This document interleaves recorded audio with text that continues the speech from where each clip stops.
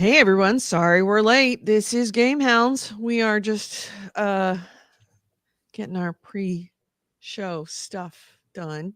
Mm-hmm. What games we got? Uh, I have things other than Elden Ring. I did see AC Ray contacted me through Discord to be like, "Hey, Edie tried to bribe me to get you to play other things." Yeah, to get you to shut up about other things. I bought him Elden Ring with the little note that said, yes, this is a bribe. Please get Nick to stop talking about Elden Ring. I mean, I'll still talk about it. No, no, you won't.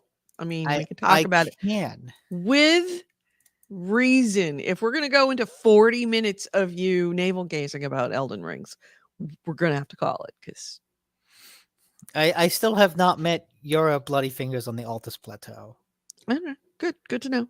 Um. Uh, Anyways, far changing tides. Far colon changing tides. AC Ray things other than redacted. yes, that's what I want right there. Well done, AC Ray. See, bribes work. I should just start talking about and then just not say the actual words and just see how long I can keep that going. You can only talk about Elden Ring, but you have to name it something else, like Mario Sunshine. I was thinking of something far more foul and disgusting, but Okay. For some reason, that was the first game that popped into my head. all right. Let's see. I have to figure out the name of this game, the official name.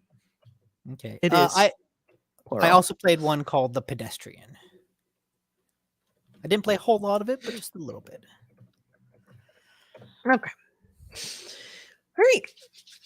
We're ready to start the show. Well, we're almost ready to start the show. I have to go Okay. and pull up Audacity for the podcast. By the way, AC Wraith and everyone, we are now officially on so many different ways to get the podcast now.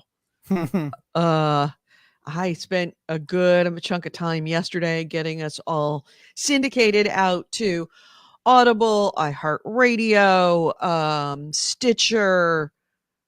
We're now on Samsung devices. Just everywhere now. So we should be everywhere except the two Bollywood music. Like Deezer, we're not on because we have to wait for. I don't think we'll get a approval for that because we're not French and or music. But like other than the Indian music and the French music channels, we're on just about everything else now at this point. If there is a podcast uh consolidations, downloading system that you use or you want to use or you think we should be on, please let me know. I will be happy to do that. But we should be on just about everything right now. What am I pulling up? I am pulling up shows. Oh, I don't have to do that. I can do absolutely anything I want. All right. We have waveforms for me. Nick, waveforms. Test. Hello, hello. Yes. I feel bad I will not be able to go in depth on my Mario Sunshine adventures today. That makes me so happy. What do you have against Mario? Mario is a classic icon of video games. You know what? Just for kicks, I'll find a way to play Mario Sunshine for real and talk about Oh, thanks for reminding me. Patreon. Yes, this is all this video side, all Patreon funded. Thank you so much to all of our patrons. If you are not a patron, we would appreciate if you would become one. First things that you can do to help GameHounds podcast: like and subscribe. Like and subscribe. Like and subscribe. That is important. The next thing that is super important for us is if you are not a Patreon patron, please think about doing that. We only ask for $1 a month. We are not here to get rich. This is not our first job. Our job is to bring you news, information, game, what we're doing, hanging out once a week.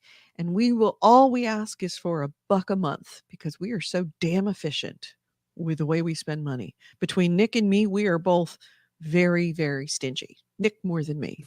So What? you are Oh, you are I so stingy. I You have are a the stingiest man I know.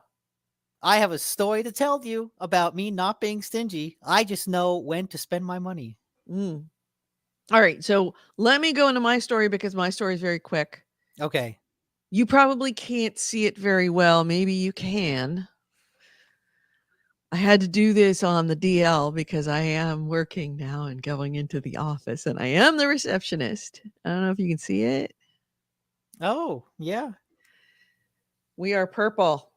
Underneath, I did an underneath purple. Hmm. So the whole bottom side of my head and then my normal gray hair just floats on top of it. So I can go into work and people may be like, maybe she has. That's a really interesting, like, what's going on there? But yes, I have. It's really evident now, but I have Mhm. Stealth die. a stealth dye job. Nice.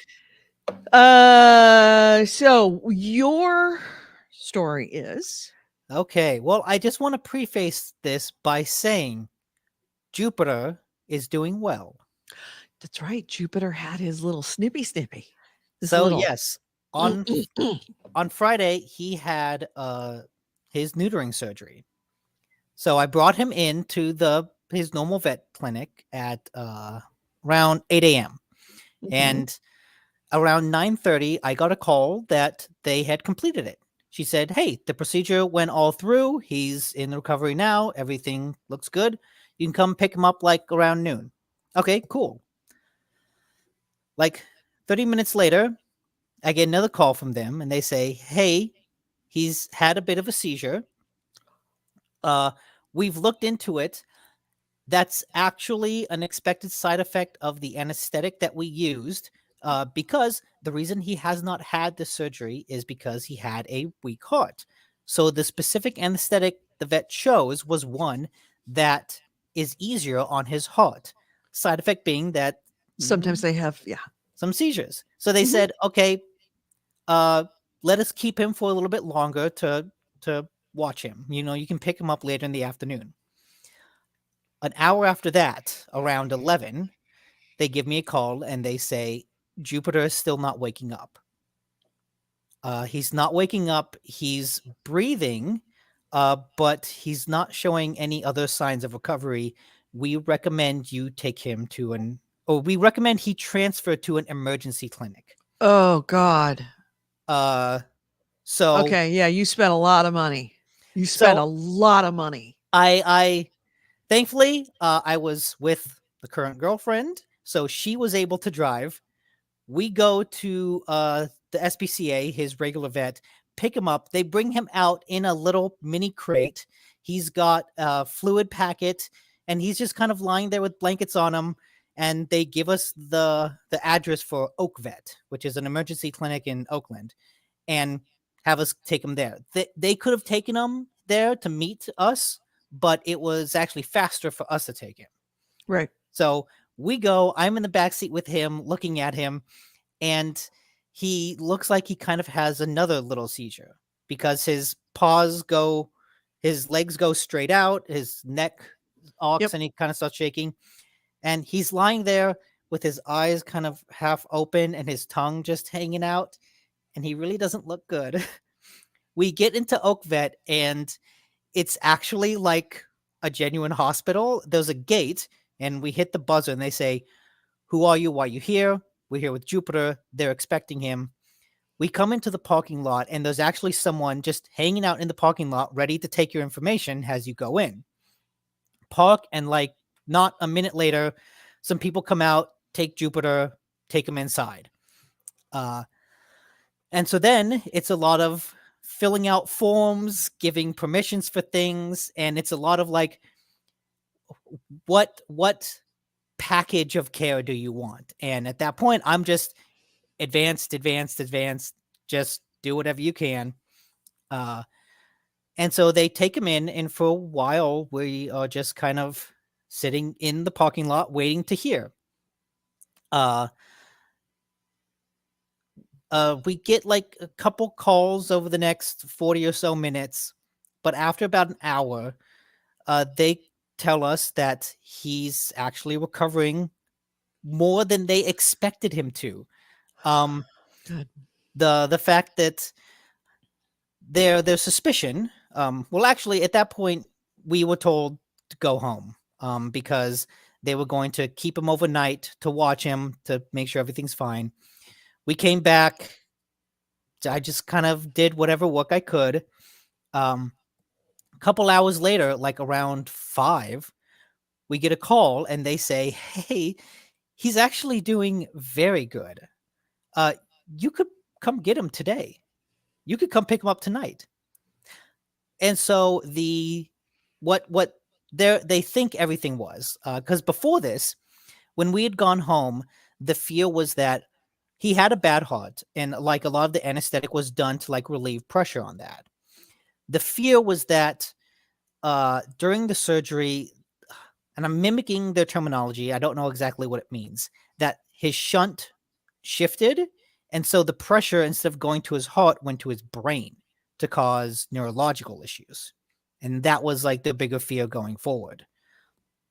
Come 5 o'clock, it turns out what they now suspect is that he got the anesthetic, and what the other vet did, the SPCA, like they gave him the anesthetic to put him under.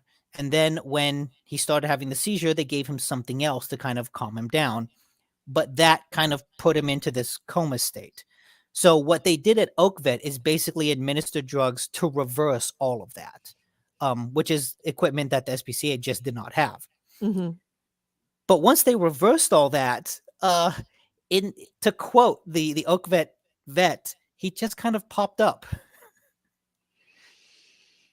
Those opioid, that's actually, it's kind of funny that you mentioned about the reversal things, because, Narcan is the same thing for humans who have that kind of thing. And yeah, it's kind of well known that when you administer Narcan, you have one person administering the Narcan and another person standing there waiting for that person to get up and start running, because that's how they wake up from Narcan. They can be out overdosing. You give them the Narcan, and 10 seconds later, they sit bolt upright, jump, and run, because they're still. It's that Pulp Fiction. Yes. It's even more so than the Pulp Fiction. You have to send somebody at the door to grab them, because they're going to wake up running. And so, thank goodness. I was afraid you were, because I was not seeing Diaper Cat in the back. And I was like, please tell me I can see him somewhere. And so there is a reason for this. We got him back, and no. his he's good. Like I said, I Okay, want to preface good. this by saying that Jupiter is doing well. Okay. But he did just get neutered.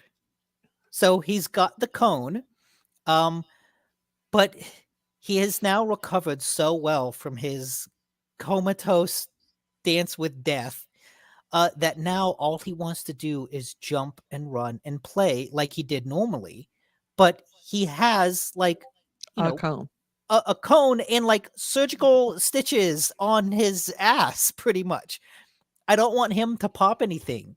So it's been a lot of let him out and wander around, watch him. If he starts to get a little overexcited, kind of play with him a bit in one place, stop him from chasing Shepard around, and basically spending a lot of time in his crate, which is where he is now. He's sitting in there, nice and fast asleep, but he needs to spend a lot of time in the crate because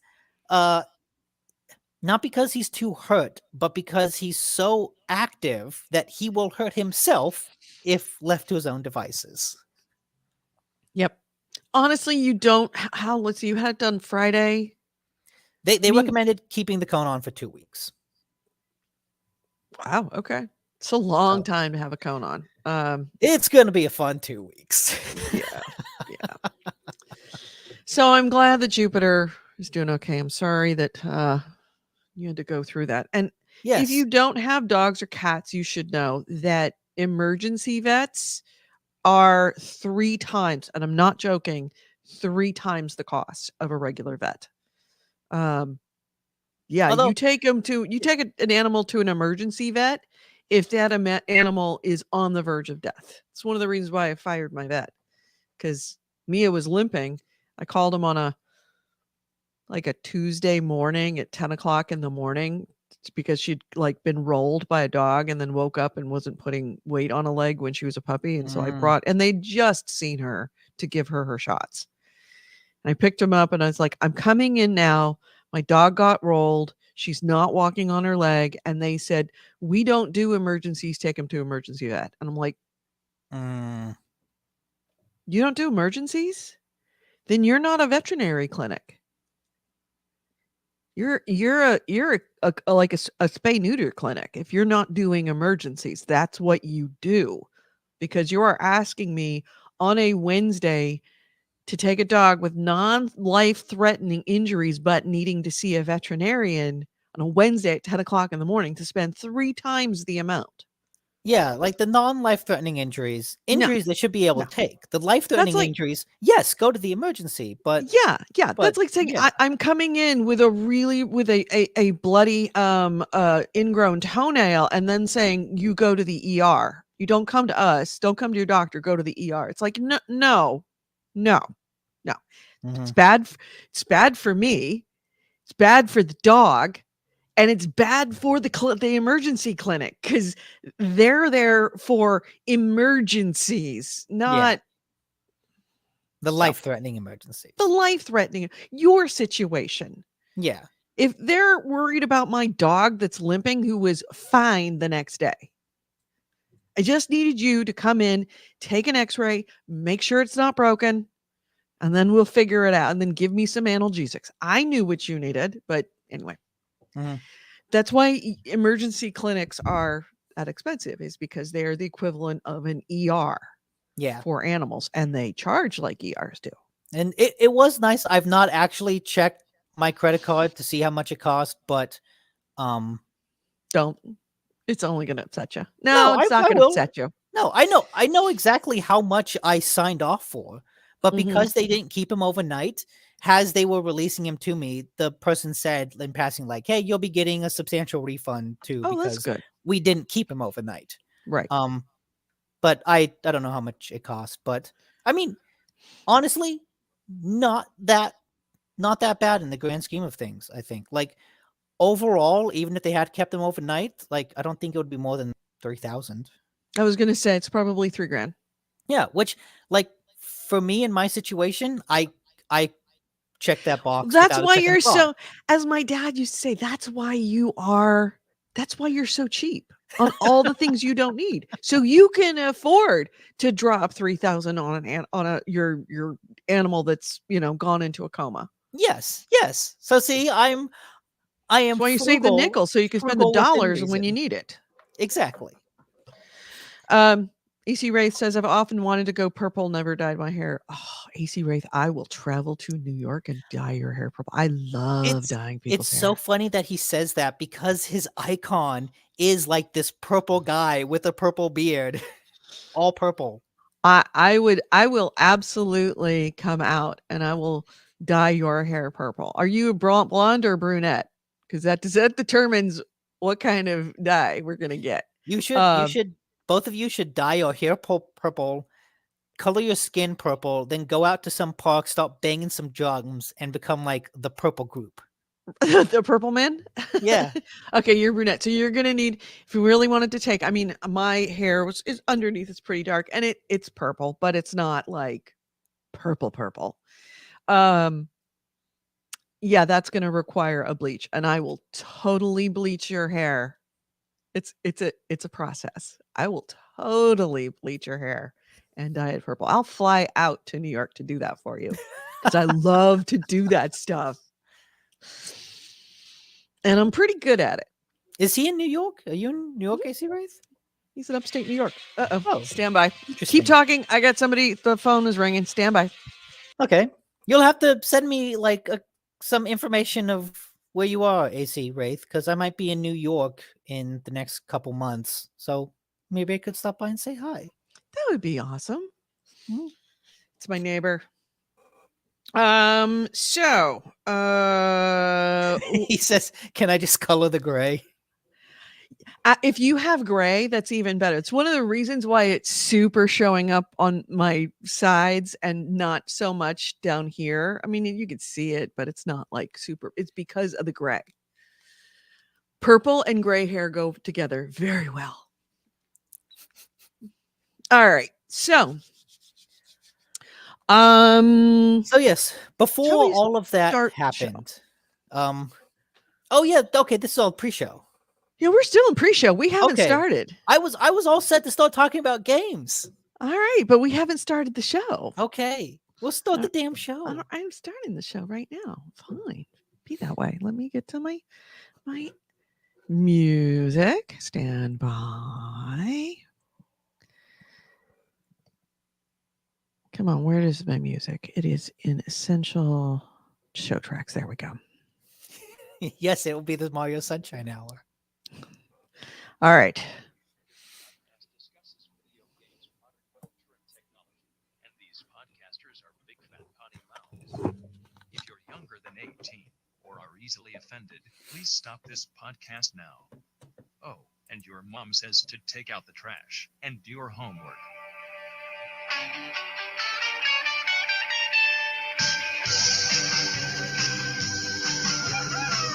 Mics are hot.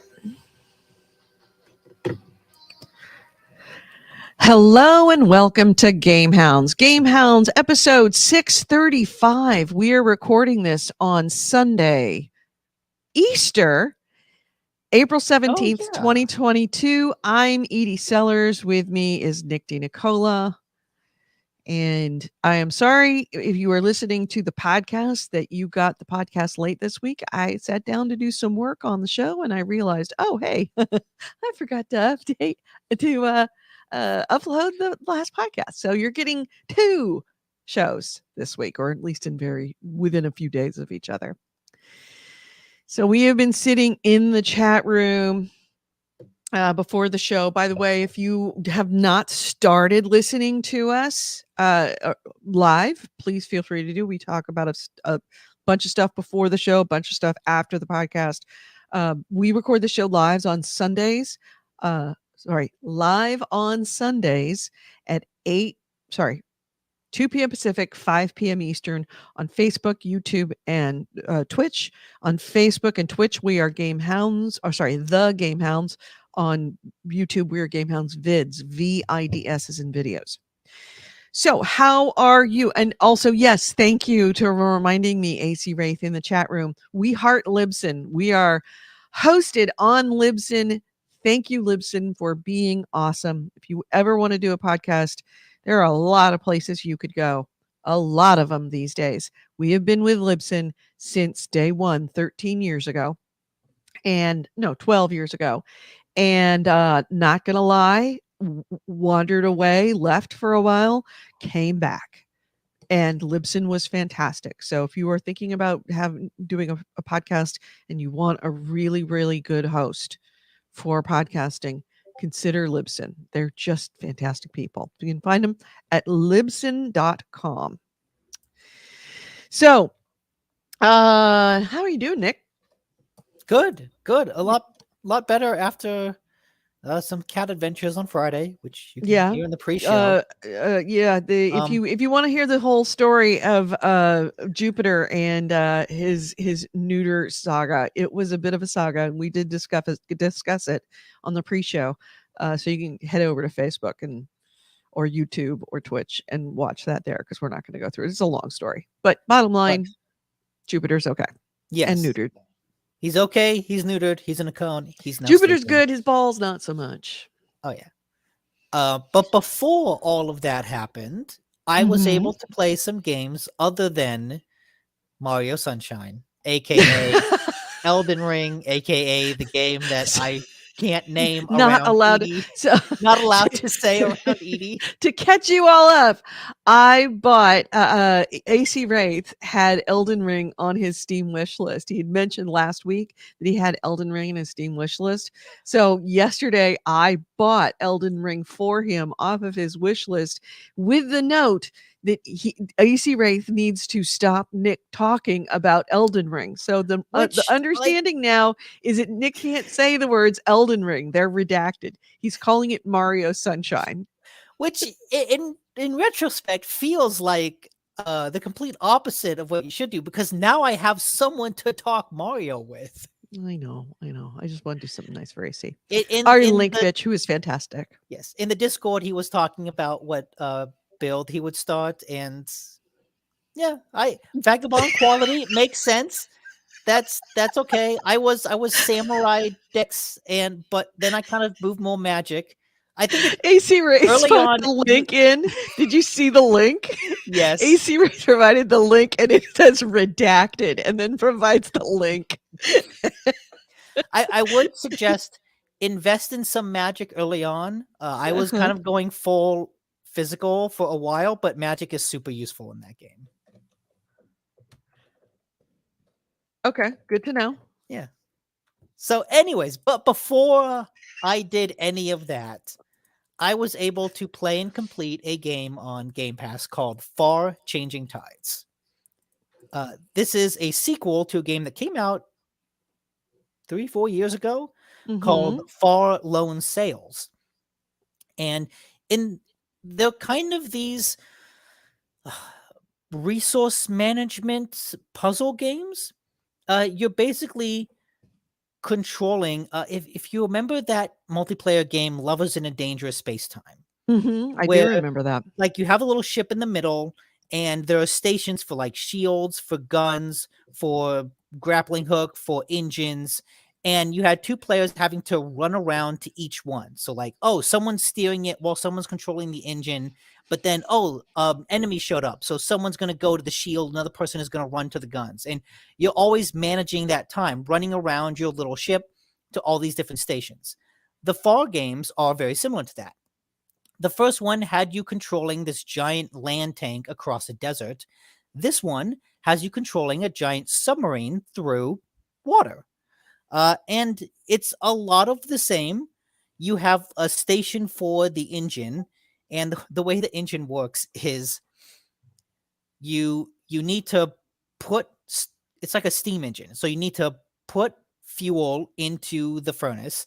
Then you need to jump on a little whatever the things are called that go the whoopee cushions that fan the flames. Oh, okay. A bellows. A bellows, yeah. You need to jump on a bellows to fan it to get the engine hot enough, but then the engine will get too hot, so you need to go grab a hose to spray on the engine to cool it down. But then you need to go back to the bellows to pump to make sure that the engine keeps going, and that's how the engine works. But then sometimes you'll run out of fuel, so then you can go up to the top. You can surface and go up to the top and put up a sail. And the way the sail works is you're kind of constantly moving a little bar back and forth from left to right to try to catch the wind to get the boat moving. And it's cool. The way it progresses, first you start with just the sails, and so you're just doing that to move around.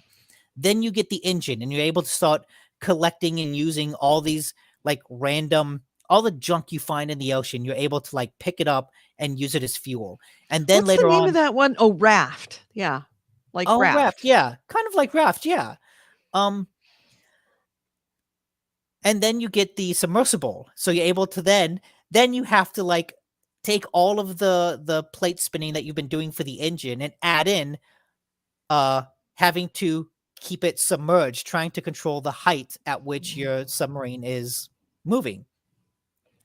And every now and then you'll get to some sort of locked gate, and you have to jump out of your little submarine and explore some various giant mechanical contraption to open the gate. Sometimes it's just a simple matter of like finding a switch at the top and pulling that. Other times it's a more elaborate puzzle where you're kind of getting into a little mini contraption. Like in this case in the video, it's a giant wheel gate. And so you have to figure out the mechanics of how this wheel gate works and control it very similar to how the submarine is to just get the gate to move and then you go back to the submarine. But it makes for a very nice, chill game because there's a lot of moments in the game where you're just traveling, where like if there's a big storm raging on the surface and every time you try to put the sails up, a piece of lightning hits it and knocks it down. So you have to go underwater and just chug along. And you're just kind of spending a good 30 minutes micromanaging these little resources until you pass the storm. And then you surface and you spend another 30 minutes just kind of sitting there watching the wind and keeping the sails and kind of watching the environment go by. Then you get to a puzzle. Then you kind of do that for 10 minutes and then you're back to just micromanaging your boat as you sail along. And so it makes for a very chill, very not intense experience, which makes for a very nice change of pace from Mario Sunshine. But yeah, I really loved the first game. If anything, I would say I remember the first game having this really cool art style where it looked largely black and white, but then the fuel canisters you got were highlighted in red. So it was always very obvious when you were going past one. This game has more of a general art style. Things are kind of colored naturally. And I think that made for a few moments where I couldn't quite tell what I was supposed to interact with in certain situations. Like I would try to hit a button and realize, oh wait, I already hit that button. I can't do it again. And like, okay, wait, where am I supposed to go? Oh, I'm supposed to jump over this thing. I didn't realize I could do that. So that was the moments of unintentional confusion. But by far and large, I really like this series, what is now a series. I think it's really cool, very unique. There's really nothing else quite like it.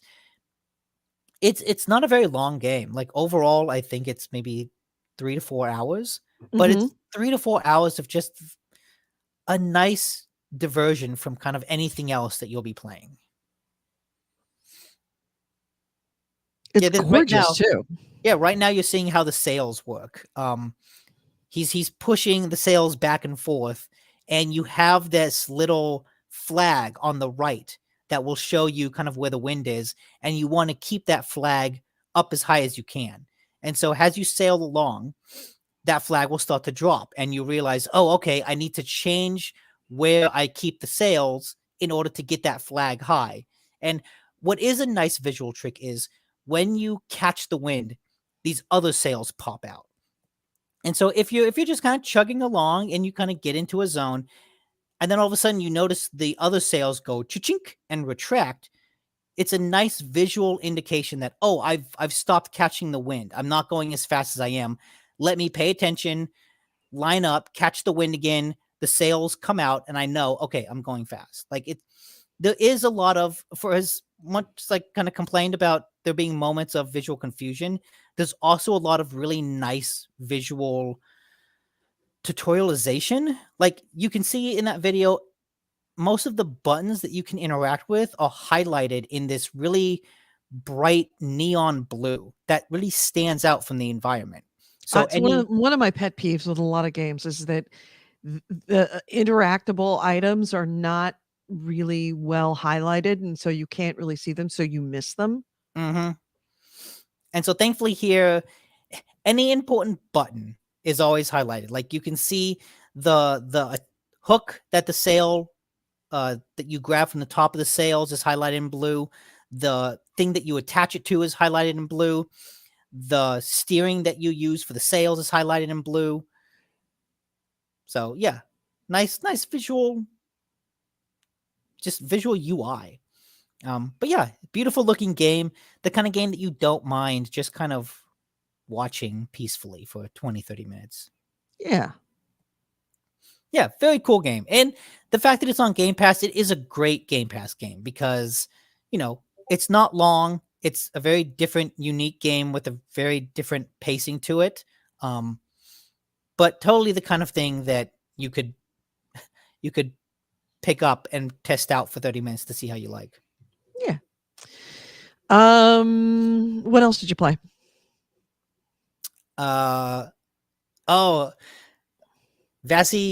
Vazravana 20 is mentioning Mario Sunshine, and he said he encountered the legend Let Me Solo Her. Oh, I've actually even heard about You've Let heard Me of that? Solo Yeah. Her. Yeah. That sounds awesome. There is a boss in that game that's like absolutely freaking impossible. I've not met her, but I've heard horror stories about her. And apparently in that game, you can summon other players. You can kind of put down something on the ground and say, hey, I need help, and have people join your game. There's a legend of this guy who comes in that's all naked except for like a helmet, like a big pumpkin helmet. And his name is Let Me Solo Her. And when you go into that fight, you just step back and let him do all the fighting, and he can fight her. He does it. And he's just been helping people beat this impossible boss. By the way, there's your Wikipedia link for Abellos. Oh, cool. Because AC Wraith is awesome. So yeah, that's awesome that you actually got to meet Let Me Solo Her. I am afraid that by the time I get to that boss, that person will have moved on, and I'll never get to meet the legend, the hero, the myth. Let Me Solo Her. I'm really debating on whether making the redacted the game that shall not be named making that a banned word on Twitch so that it just will like will it beep it out? It will when people actually write it, it will make something else. Okay. Yeah. The Mario Sunshine Professional. Yes. Yep. So, what other games did you play? I played a little bit, not as much. I was able to finish far. And I played a little bit of another Game Pass game, one I've been wanting to get to for a while, called The Pedestrian. This is one that I first saw, like, the demo of it years ago. Long time ago.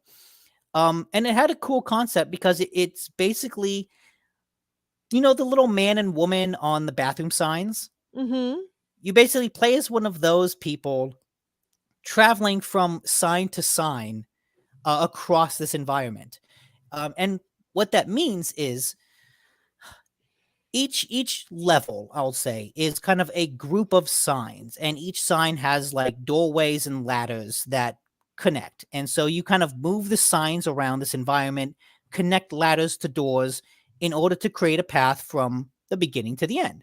And it's a very straightforward puzzle game in that regard. But what I imagine took so long in development is, like, if you're looking at this video, the signs themselves are these very basic 2D frames with like chalk drawing on them, but they're on this very high res gate, this very high res 3D image of a gate with a highway behind it or a street behind it. So I'm looking at this gate with kind of the rust around all of the metal, these leaves all around it, this stonework, and in the background is a street with cars going by and cones and trees and buildings.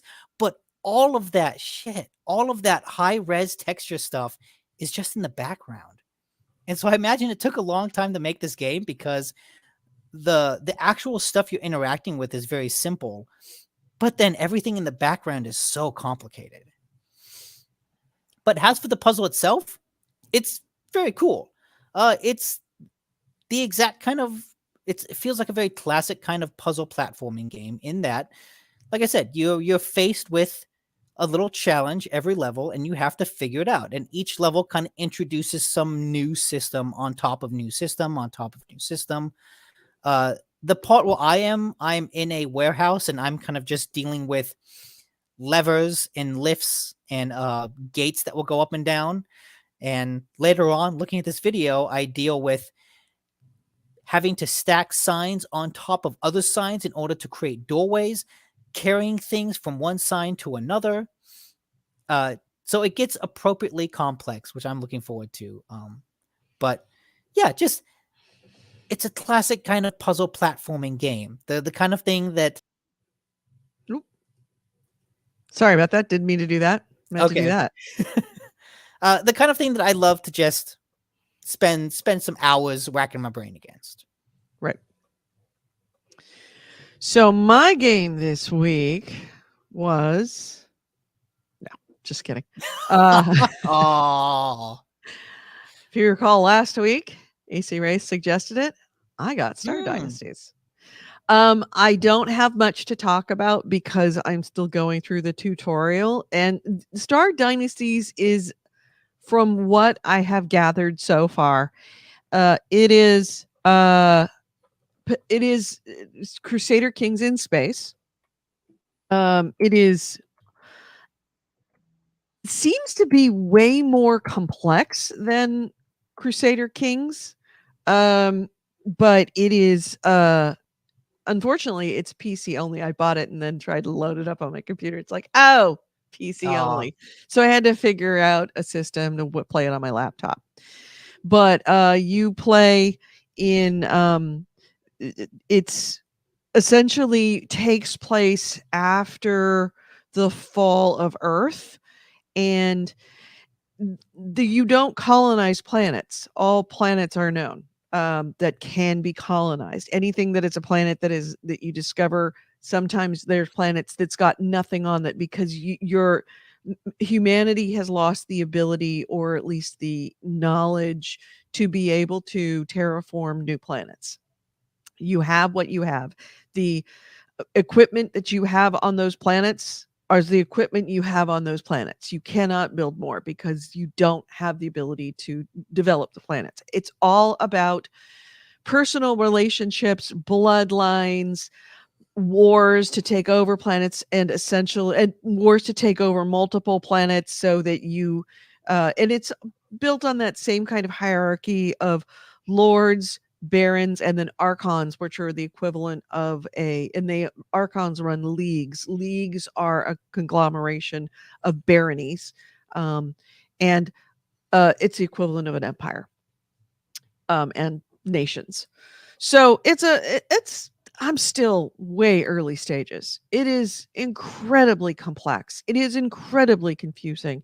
It is probably going to take me more time to get through just getting up and running on this game than Crusader Kings did. And Really? Crusader Kings was hours of me studying and watching YouTube videos and learning. Hours of it. So this is a long play, but I'm intending on playing it this week. Okay, so you think you'll stick with it at least to learn, at least to get to Yes, that point? I think so. I get the feeling that this is far more personal than Crusader Kings. Crusader Kings is more military, and it's not all military, but it's way more martial. This has, from what I can gather, way more interpersonal relationships. Way more And about that family dynamic. it's a little bit more about the family dynamic, a little bit more about the bloodlines. And also there's, with Crusader Kings, if you want to play like a real asshole, you can totally play like a real asshole. This game penalizes you because there's an understanding of honor, and honor is very much the currency of diplomacy. So you are constantly concerned with how much honor you lose, and the lack of honor that you have could mean that you get deposed by your own family, because it's all family houses. But there's a lot of things that are very much the same of having possession of a planet, or having possession of an area that you don't have a claim for. You kind of have to put somebody that is your puppet on the throne who does have a legitimate claim, because family legitimacy does matter. Because if you don't follow the the legitimate tree for a particular area, then you lose diplomacy or lose honor because you hold it. It's a it's got a lot of stuff there that you wouldn't necessarily have. Uh, you have limits on the size of your dynasty, the size of your house, because um, resources are limited in space. Whereas you could in Crusader Kings, you could literally have 20 children easily. I mean, depending on if you had like a wife and then you had a culture that allowed concubines, you could have concubines. You could have 20 children and marry them all out into the most prominent houses in the world. You don't have that ability here because your house size is limited. It can grow over time, but your house size is limited because you can't have if you have too many children, people resent you for it. Like if you have 5 children and everybody else in the house doesn't have any children, they will resent you for it. Oh, because you're using up all their resources. You're using up all the children's Oh. space. If you hadn't had that 5th kid, I could have had one because you determine who's allowed to have children and who isn't. That's kind of cool. That's actually like, you know, space resources of, hey, this is all limited, and it is a zero-sum game. What you use, I then lose.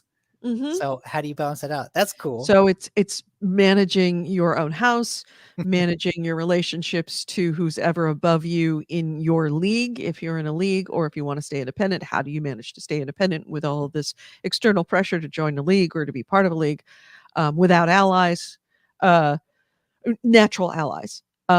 League members are obliged to help other league members in trouble. But if you're independent, you don't have any league members to call upon, but you have to create alliances in order to maintain your independence. It's I was playing the tutorial for 2 hours yesterday. Okay. And I'm not through the tutorial. And if I went back into it right now, I don't know that I could play the game. That's how complex it is. So thank you, AC Wraith, for the little push to make me get Star Dynasties. This is very much a long game that it's going to take a long time for me to get up and running. AC Wraith does say there's a dedicated website, but Bitdefender didn't like it, so take the publisher site. Oh, good to know. Yeah, that's the other thing is that a lot of people play Crusader Kings, so there's a lot of tutorials out there. There is not the degree of tutorials out there for Start Dynasties. So that's a bit of a challenge. So yeah, those are all the games I didn't really have a lot of time to play. The other game I'm playing is get ready for Easter. My For neighbors. today. So I hope that game finished. I hope you finished it. I'll finish that game up today. Okay. We get new DLC every year, right about this time. So anything else before we move on to news? Because we do have quite a bit of news. Yeah. And it was really nice to have a short show last week. Well, see, I should just play more Mario Sunshine. I would rather you didn't. We do have to have somebody playing games. I did, as I was playing through far in the pedestrian, I was also watching a lot of things. I started Last Kingdom, which is really cool. Looking forward to getting more into that. Last Kingdom is so good. I am Uhtred, son of Uhtred. Watch something called The Orbital Children, which a lot of other reviewers seem to love. I thought it was kind of dumb. Yeah, make sure you watch the preview on each episode. You know, like with Last Kingdom. Wait, like the next time on or the previously on? When previously on, yeah, but they don't ever say previously on. He always says, "I am Uhtred, son of Uhtred." Okay, because Netflix by default always skips that. Don't do that. It's awesome. It's awesome. But my point is, I did have to take like a day and just play some Mario Sunshine because I was like, oh God, I feel the Yeah, itch. you were I jonesing. feel the. I played it for just a couple hours, but like got through a dungeon and thought, oh, okay, I got my fix. I'm good. Yeah, good to know. Mhm. All right, so news. News. Okay. Well, yeah, hold we on got a second. Let's hit the news. a bunch. Hold on for it. Let's hit the news. This is the GameHounds news, the news, views, and commentary of the week in gaming with gamer Edie and Nick Nicola. And our first item is I guess we can start with the biggest news: the ongoing Activision Blizzard shit show. yeah, that got weird again. Not surprisingly. It's going to continue to get weird. So this week in the Activision Blizzard shit show, man, you had one job, nail Bobby Kotick's balls to the wall, and nobody can seem to do it properly. This week, 2 California state lawyers have left. One of them fired, one of them quit. With the accusations that Gavin Newsom, the governor of California, has been improperly interfering in the state's case against Activision Blizzard for untold amounts of racial, sexual discrimination, assault, just being essentially a horrible place to work. Melanie Proctor, who is the assistant chief counsel for California Department of Fair Housing and Employment and Housing, which is the California state agency that brought this complaint originally and essentially lifted the lid on what the fuck is going behind the doors of Activision Blizzard. She said in an email to staff on Tuesday night that she was resigning out of protest because the boss of her agency, Chief Counsel Jeanette Whipper, had been fired by Governor Newsom. So the chief boss of the agency was fired, and then the assistant chief counsel resigned in protest. Both of these lawyers had already stepped down from the Activision Blizzard lawsuit. Earlier this month, they did so without explanation, and a representative of both of the attorneys confirmed that I want to say Deborah Proctor, Melanie Proctor had resigned, and then Whipper was fired. So Proctor did say in this email to staff that in recent weeks, Governor Gavin Newsom and his office, quote, began to interfere with this Activision lawsuit. In her email, she said, quote, the office of the governor repeatedly demanded advance notice of litigation strategy and of next steps in the litigation. As we continued to win at state court, this interference increased, mimicking the interests of Activision's counsel. So essentially, Gavin Newsom was all over this and wanted to know what the hell was going on, what's their strategy. He was essentially just fingers in the pie, not necessarily ordering them, but yeah, like a little too like handsy with the information, wanting to know what was going on. Although the mimicking the interests of Activision counsel, that sounds damning. I don't think he was on the side of Activision. I don't know. Anyway, Proctor, the one who stepped down, wrote that Whipper had, quote, attempted to protect the agency's independence and was, quote, abruptly terminated as a result. And then she said, I hereby resign effective April 13th in protest of the interference and Jeanette's termination. So Whipper is currently evaluating all avenues of legal, this is quote unquote, evaluating all the avenues of legal recourse, including a claim under the California Whistleblower Protection Act. Now, according to Gavin Newsom's office, his communications director, Eric Mellon, said, quote, claims of interference by our office are categorically false, and that the governor's office is going to, quote, continue to support DFEH and their efforts to fight all forms of discrimination and protect Californians. So, yeah, that happened. Essentially, that's got to, well, it's not going to throw the lawsuit too much into chaos because Proctor had already stepped down from that suit. Whipper had already stepped down from that suit. So they weren't active on the case when they left. But it doesn't look good.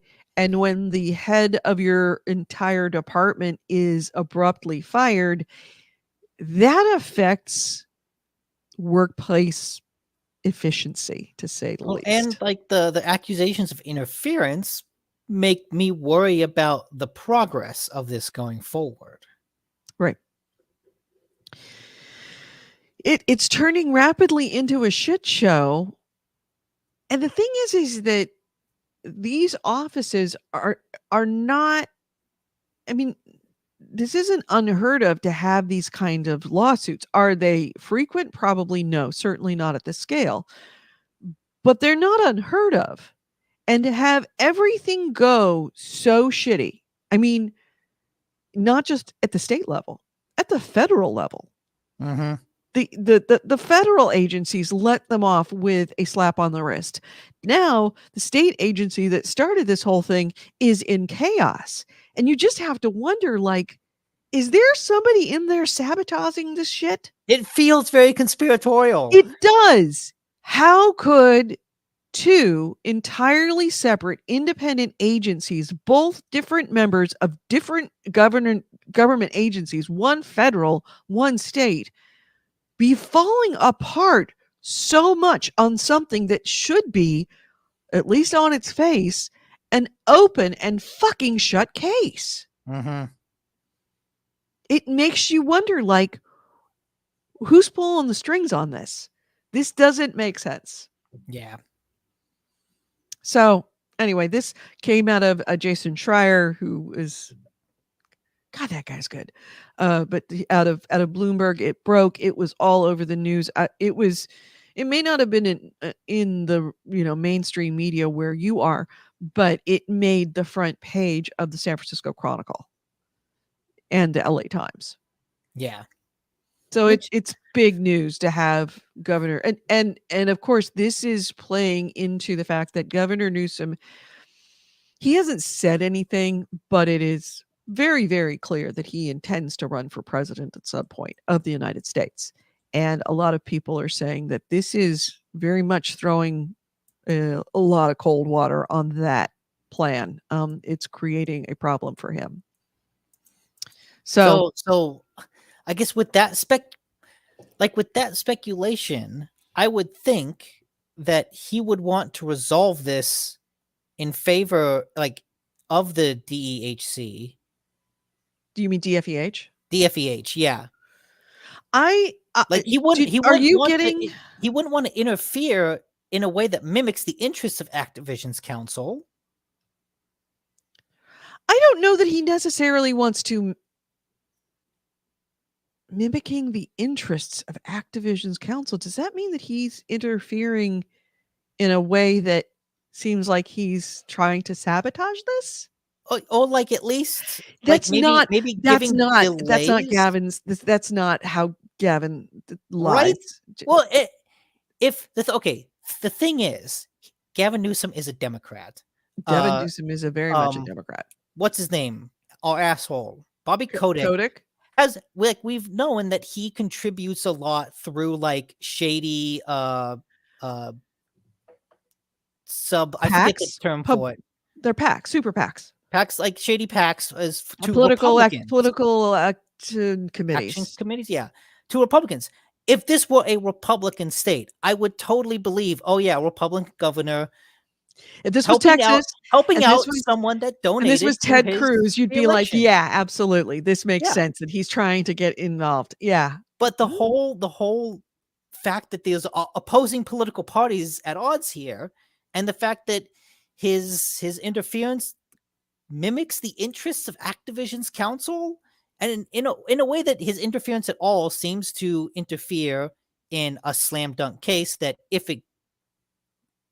this is the kind of thing that if it gets resolved in favor of the people of Activision, the workers, I feel like that would be a strong thing to run on as a Democratic candidate for president. And it has the potential of being not just because of the extreme nature of the abuse that has been alleged, but also in the size of the company.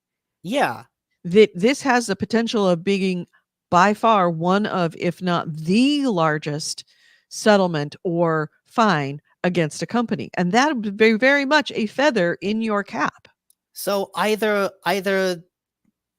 there's some real heavy conspiratorial stuff going on, or he is just unintentionally micromanaging this to a degree where he's sabotaging what would be like a feather in his cap. Yeah. Yeah. I initially reading this and knowing a lot about Gavin Newsom and about his administration, I originally assumed, and it wasn't until you brought it up, that this whole mimicking the interests of Activision Council, that it kind of clicked with me, that I just automatically assumed he was micromanaging because he wanted DFEH to win this. Yeah, we want to win this. What are you doing to win this? What's your strategy? Tell me what's going on. Hey, the most hey, logical hey, thing. hey. And that is the logical thing. I'm gonna have to look into this to see what exactly is he is he in theory playing on Activision's side on this one? Yeah. Because I didn't pick up on that until you did. And I'm sure that everything that attorney wrote was very specifically put there for a reason. Oh yeah. Oh yeah. According to AC Wraith, the link that he provided, the Polygon link gives the Bloomberg link in the intro if you have the access. Okay. Thank you. So here is the Polygon link. Yeah, a lot of this is the stories is directly out of Bloomberg. Some of them are locked for require subscription, but there's enough out there that you can essentially get it, stories on stories. A lot of stories written on that story. So, let's see. Our next item is, my first item is, what is this going on? Oh, I forgot to write the banner for that. I'll have to write that later. I was going to come in with that first, but then we'll come into something else. CD Projekt Red has announced that the Witcher 3 update to make it next gen has been delayed indefinitely. This is going to be the release of the next gen update for the Wild Hunt. It was originally targeted for a late 2021 release date. And the free next gen update, which would have been the free next gen update of the game, it obviously was pushed. They pushed it to Q2 2022. Now that it is entering Q2 2020, actually we're well into Q2 2022. They have now once again delayed it again to indefinitely. They brought it in-house. It was out. It was out of house, and they brought it in-house, I think. It was originally in the hands of Saber Interactive, which is, I don't know if it's a Russian developer, but it was the Russian office of Saber Interactive. Oh, that is why. And so The Witcher CD Projekt Red is Polish.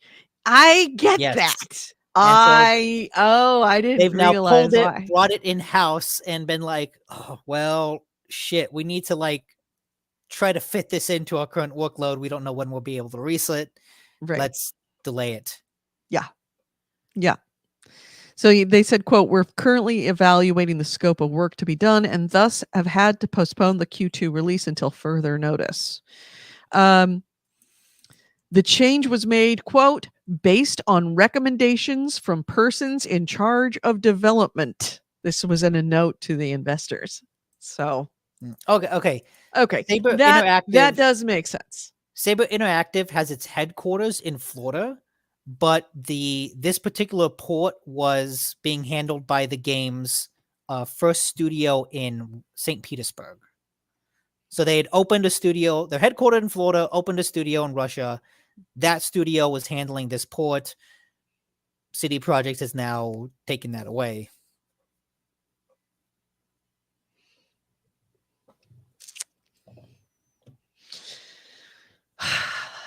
Yeah, well, poke the Yeah, bull, you get it's- the horns. Shit rolls downhill. Shit rolls downhill. Hey, everybody that was at Saber at St. Petersburg, if you're upset, you know what you need to do. We can't do it for you. It's up to you. So your next item. Bungie has announced that some companies are trying to get people back into the office. Bungie is saying that all of its future roles are going to be fully remote. They are going all in on the remote side of work. Good. More companies needed to do that. Yeah. The pandemic was awful. It still continues to be awful. But out of, every pile of shit comes a daisy or two.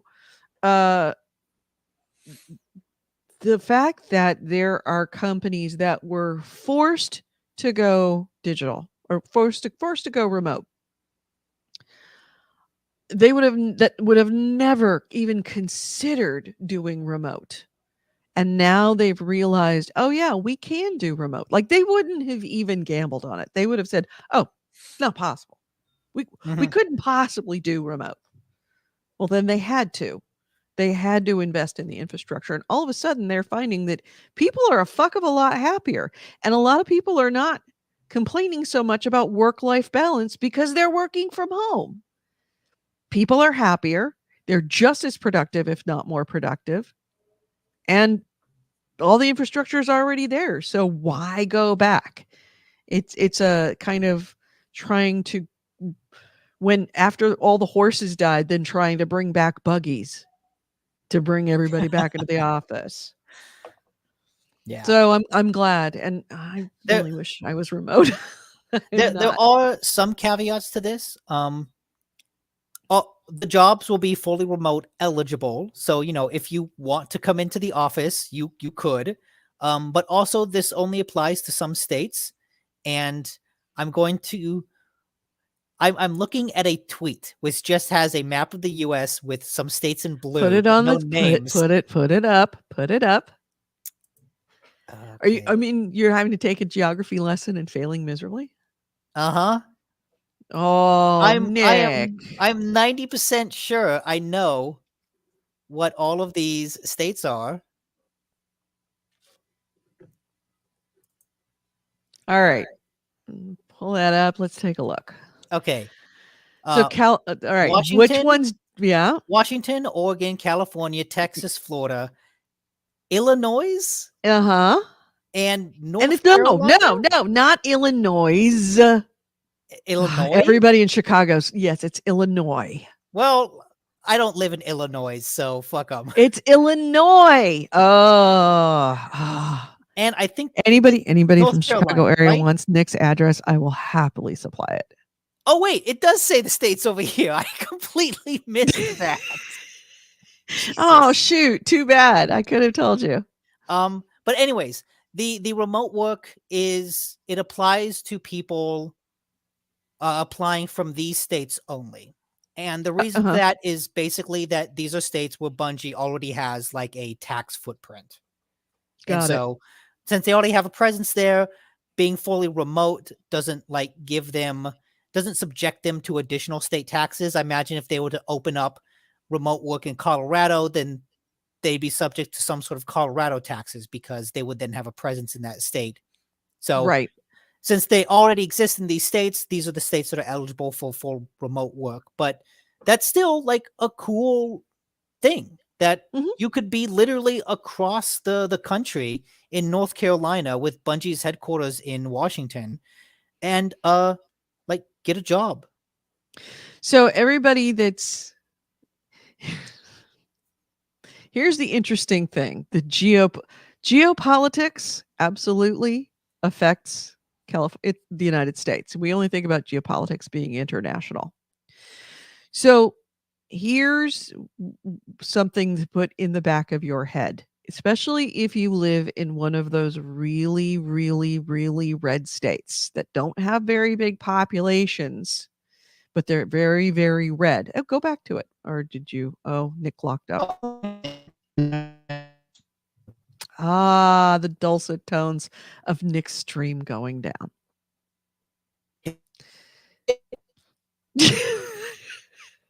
Oh, this is awesome. But if you live in or if you have family or whatever that is in one of those sparsely populated states that is very, very red, places like Alabama, yep, we lost Nick. Places like Alabama, places like Mississippi, places like Georgia, where there are very few people and incomes there are much lower and cost of living is there much lower than places like California or Washington or Oregon. What are you going to do if you live in California and you're paying $4,000 a month for a 2-bedroom apartment to live here and $7 a gallon for gas? And you could make California money, but live in a beautiful little town in Mississippi, and you could buy a mansion for like, a third, if not a quarter of what you would normally spend in California. Even less. You're going to move there. And your politics is not going to change.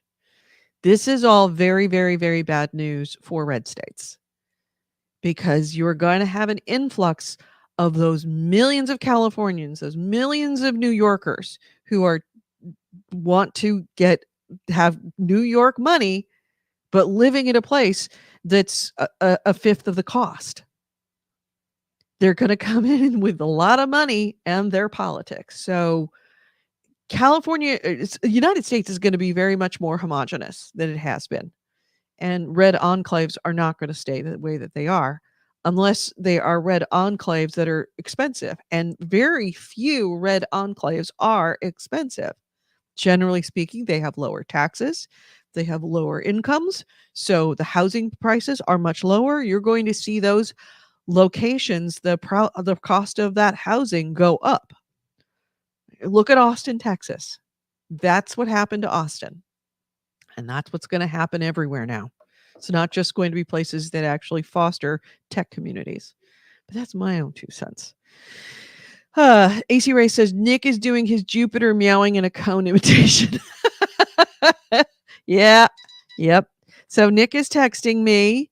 He says, I'm plugged in. Keep going. I'll join when I can. All right. So let's continue on. My next item is, if you are interested in doing some free stuff this week, there is another, we talked about it last week, that there was a free weekend last week with, was it New World? And I forget the other game. Well, there's another free weekend going on right now. If you are an Xbox Live Gold or Xbox Game Pass Ultimate subscriber, there are 3 games now that are free for this weekend. Elder Scrolls Online, Control, and Hunting Simulator. If you have any of those, either of Xbox Live Gold or Game Pass Ultimate, you can play any of these games this weekend. You're going to play each game from starting, a couple of days ago, but continuing on right now through Sunday, today, at midnight Pacific time. So if you're in the East Coast, it's until 3 p.m. tomorrow morning, but until midnight. In addition, when it comes to Elder Scrolls, if you're interested in jumping into that, that's available for an extended time. It actually goes longer than just this weekend. It goes until Tuesday, April 26th at 7 a.m. Pacific time, which is 10 a.m. Eastern time. All you have to do is go to the subscriptions tabs in the Xbox store and enter your gold member, enter the gold member area to locate the free play deals. Sorry, free play days collection, and you will find any of those games. Welcome back, Nick. Hey, We were talking about the geopolitics of remote work and how it is going to change red enclaves in the South oh yeah, and central part of the country. very potentially, Yep. for sure. Places like Iowa, places like Iowa and Nebraska.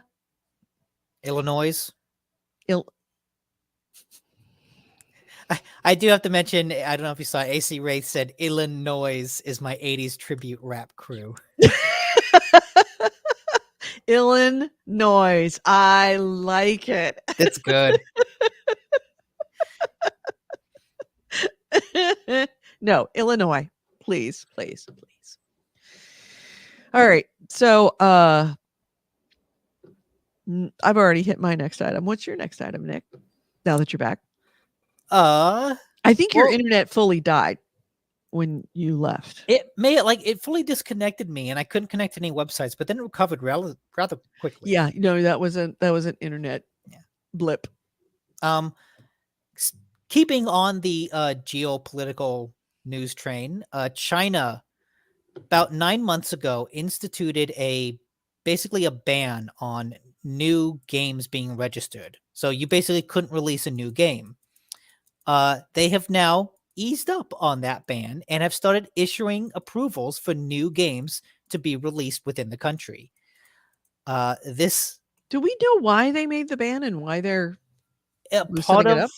of a larger culture crackdown. I know that came at the same time that I read news articles about them doing not a similar thing with movies, but like really tightening on what kind of portrayals they want in movies, how men should be portrayed in movies, how women should be portrayed in movies, how the country should be portrayed in movies, along with like a tightening of just not allowing more Hollywood features in China, like giving preference to Chinese blockbusters. So I think it was a larger cultural crackdown. But they have eased this up for whatever reason. After about 14,000 game companies have deregistered during this time. Really? And companies like Tencent and NetEase lost $60 billion worth of stock value.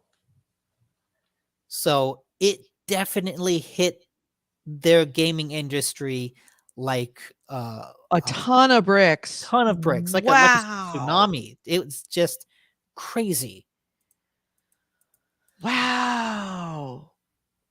Mm-hmm. I didn't realize they lost 60 billion in value. Yes, 60 billion. This Kotaku article puts it into perspective. It's 8 Bethesdas or about one entire Activision Blizzard. Oh my God. That's ugly.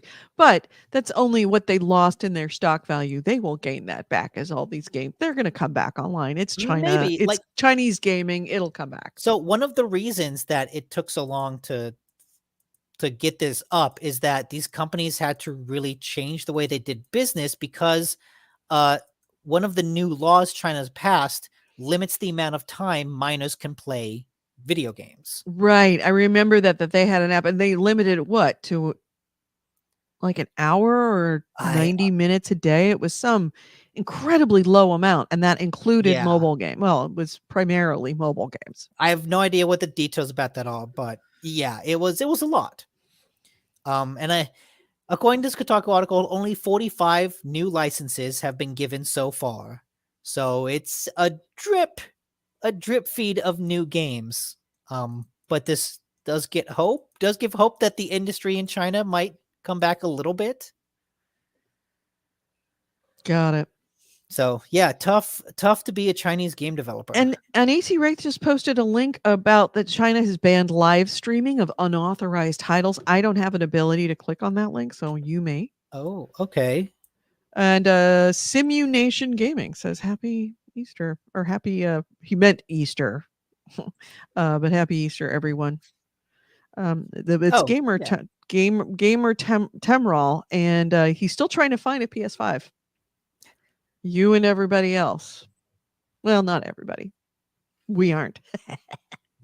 Sorry. Although I will say my PS5 has like a high pitched whine when I turn it on. Like, Yeah, I've got that same one. You know what it is, right?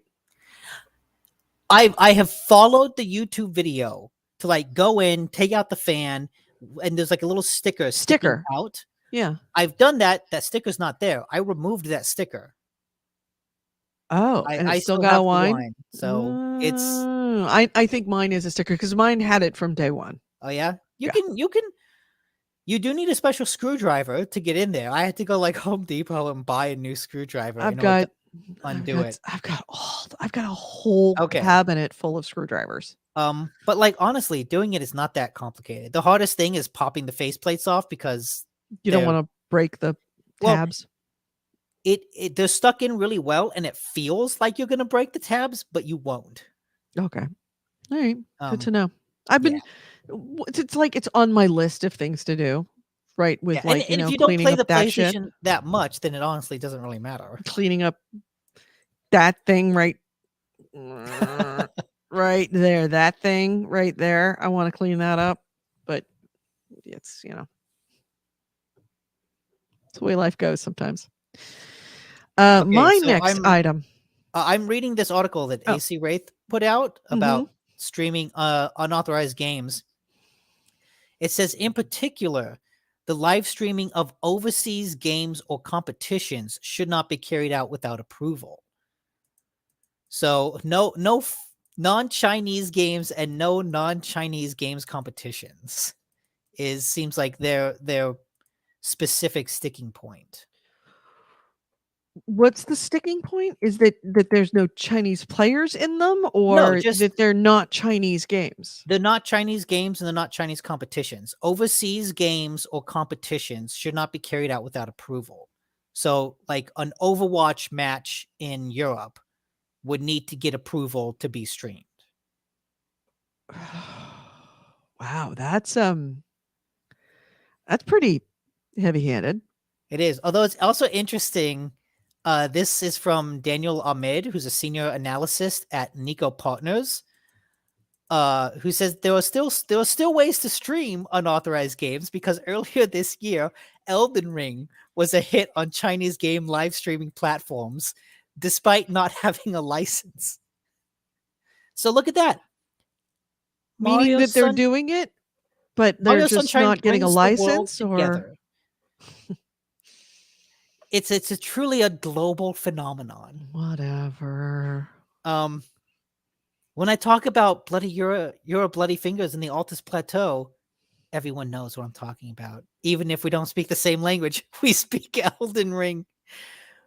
But yeah, I feel like that, there's always ways around rules, right? There's always some hack you can do to get around this, and I imagine that's what these people are doing. Yeah. There's always ways around stuff.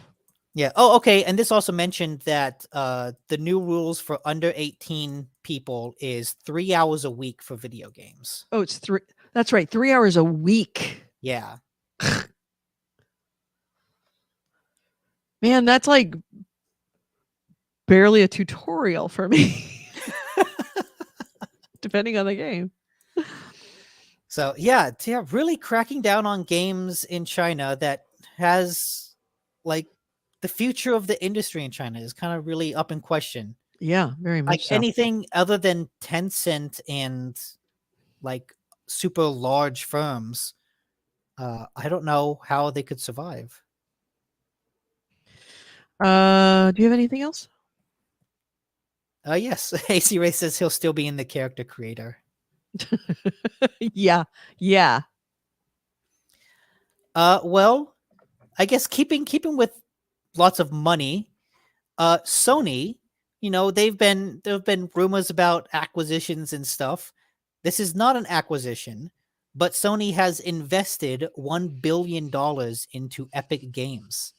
And this comes on the heels of them previously investing, what was it? I think it was In 2020, they invested $250 million. Then in 2021, they invested an additional $200 million. Now they're investing $1 billion. So they are going heavy on Epic. They might not be able to buy Epic, but they are going to invest so much that any success of Epic trickles down to them. They don't want to lose any future games from Epic. They want to make sure they're on Sony's platform and maybe not on Xbox platform. I mean, it also makes sense as Epic expands and becomes like a basically a film studio engine as well as a game engine. Mm-hmm. Yeah. And it also probably helps that, and I think we learned this after we talked again about Epic some time ago. Epic is not a public company. There's privately owned. No stock you can buy. No. The only way you can invest takeover in it is to invest in Sony. Yep. The only way you can benefit from Epic is like that kind of investment. I wonder if Sony is considering purchasing Epic. They've got to when they're investing $1 billion. I'm sure this is like $250 million after, you know. They're looking at that down the road because certainly that would be a coup. That would be on the coup on the level of Xbox buying Bethesda. Yeah, because and Activision. So many Xbox games use the Unreal Engine. So basically any game that would come out on Xbox would be using this Sony product to get made. Yep. That would be Sony Epic gets a taste of almost every game, including, by the way, I didn't do anything about it, but another game was announced for Unreal Engine as Kingdom Hearts 4. Oh, really? Unreal on Kingdom Hearts? That's wild. Mm-hmm. Or Kingdom Hearts on Unreal. Yes. That was another big announcement. You're going to have your Donald Duck and like high definition. Oh yeah, you're feeling your Mickey Mouse. You can see the fuzz on Minnie's face. Does Mickey Mouse have fur? No. So is he just like? Is he? He's the hairless wonder.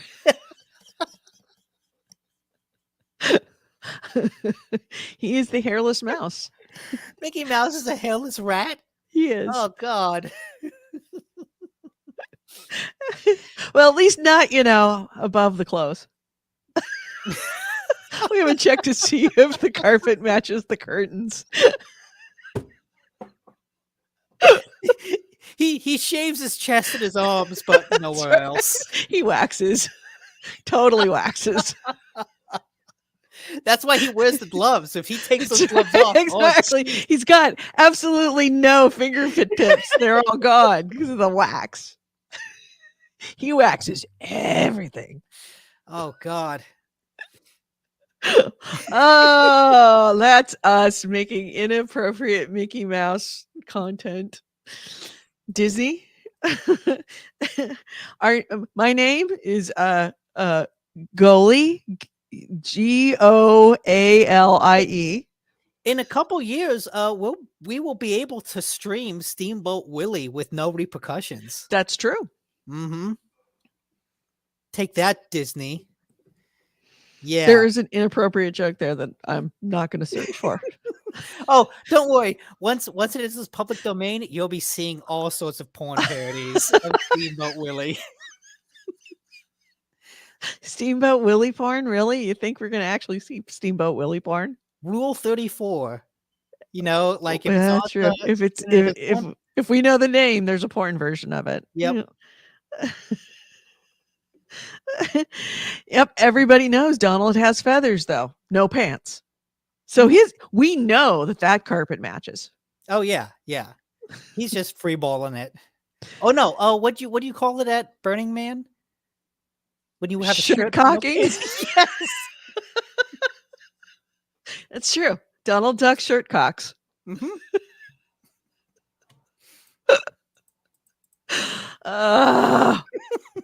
So wrong. Okay. What do you have? Next item. All right, my next item is, let's see, this was the thing that I wanted to talk about, but I didn't have the banner. I have the banner now. Oh wait, actually I got, speaking of people like having pants. Speaking of like weirdly clothed cartoon characters, Sonic the Hedgehog has like the best opening day for any video game movie ever. Have you seen it? I have not. Really? You haven't run out of the map. You see everything. No, I don't. You kind of do.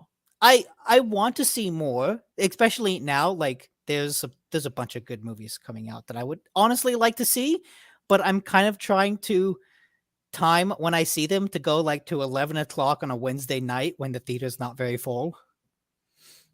I can see that. But from what I have heard, it is like a perfectly good kids movie. Like it is a kids movie through and through. Like there's no illusions about that.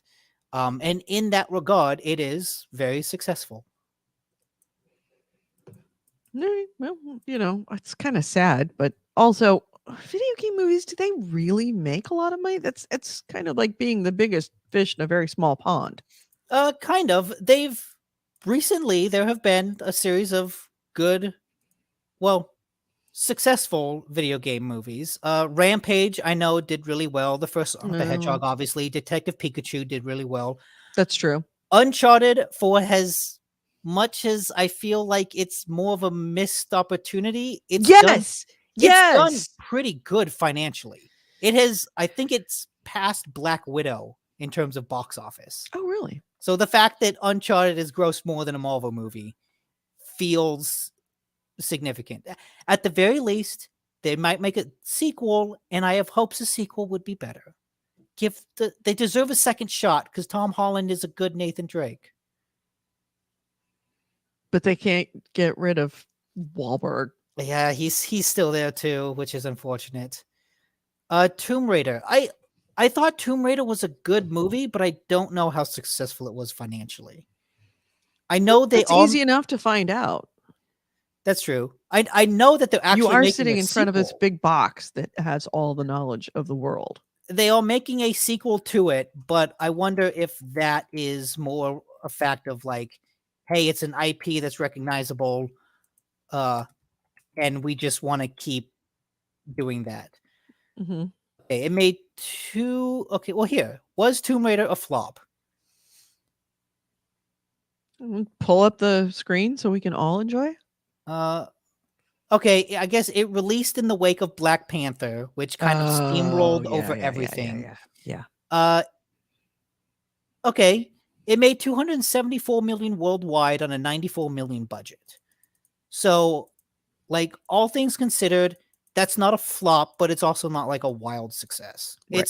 It's hey, look, you did fine. Right. Yeah, AC Wraith linked to a very interesting sounding article out of Vanity Fair that's entitled "What If Sonic the Hedgehog 2 is what saves American movie theaters?" Oh, interesting. I'm looking forward to reading that. Yeah. All right, so my item is I just also have to say, Sonic, no shirt and no pants. Gloves and shoes only. but Gloves and shoes. Else. Like you walk onto a playground as Sonic the Hedgehog, fine. You walk on a playground in that same outfit, is it like assistant principal? Not fine. Yeah. He wants to. I'm just cosplaying as Sonic. I painted myself blue and I'm wearing shoes and gloves. It's cosplay.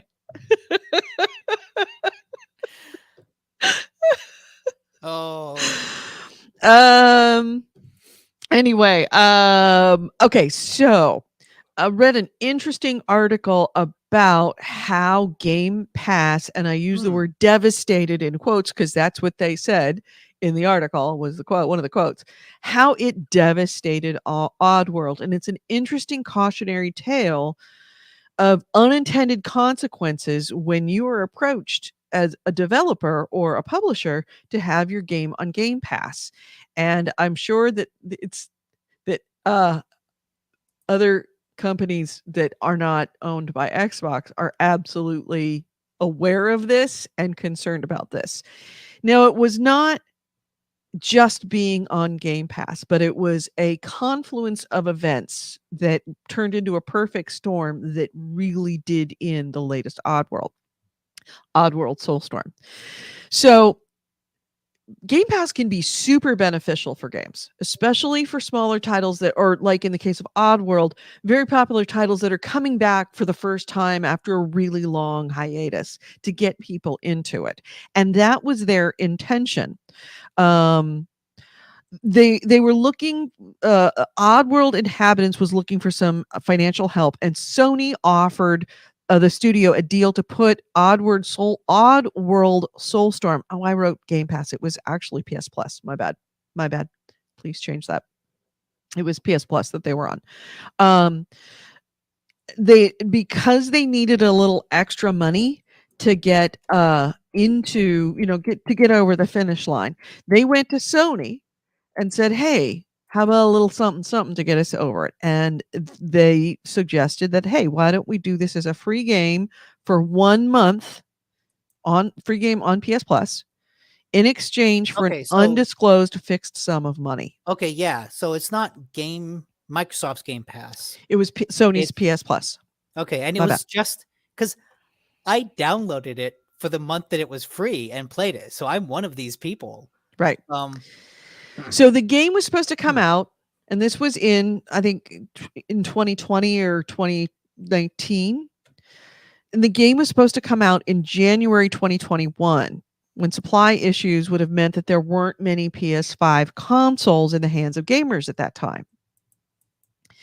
So the studio head Lorne Lanning told Xbox Expansion Pass, the developer, that they had estimated they would sell a maximum of 100,000 units at launch. And they were thinking that's actually probably, like exorbitant. It's like a big number, the big estimate. Realistically, it's probably going to be somewhere around 50,000 that they were going to sell. And the money that they would receive from the deal was more than they would have made through those sales. All right. So the problem was pretty much from the moment that the deal was signed. The COVID-19 pandemic forced the studio to work from home, and then this delayed the game into a new release date in April of 2021. It also gave 3 extra months for PlayStation 5 consoles to enter the market, because instead of it going in January 2021, when it was only just a small amount of PS5s, it was now a lot more PS5s because they'd gotten pushed into April. And then the result was that Oddworld Soulstorm became the most downloaded game on PlayStation 5 at close to 4 million copies, pretty much all free through PlayStation Plus. I believe that because I remember when it came out, PlayStation 5, it's like, hey, I've got this new console. I've played Spider-Man. I've played Demon Souls. There's not a lot else that's like a It PS5 hit at exclusive. exactly the wrong time for it to come out in April.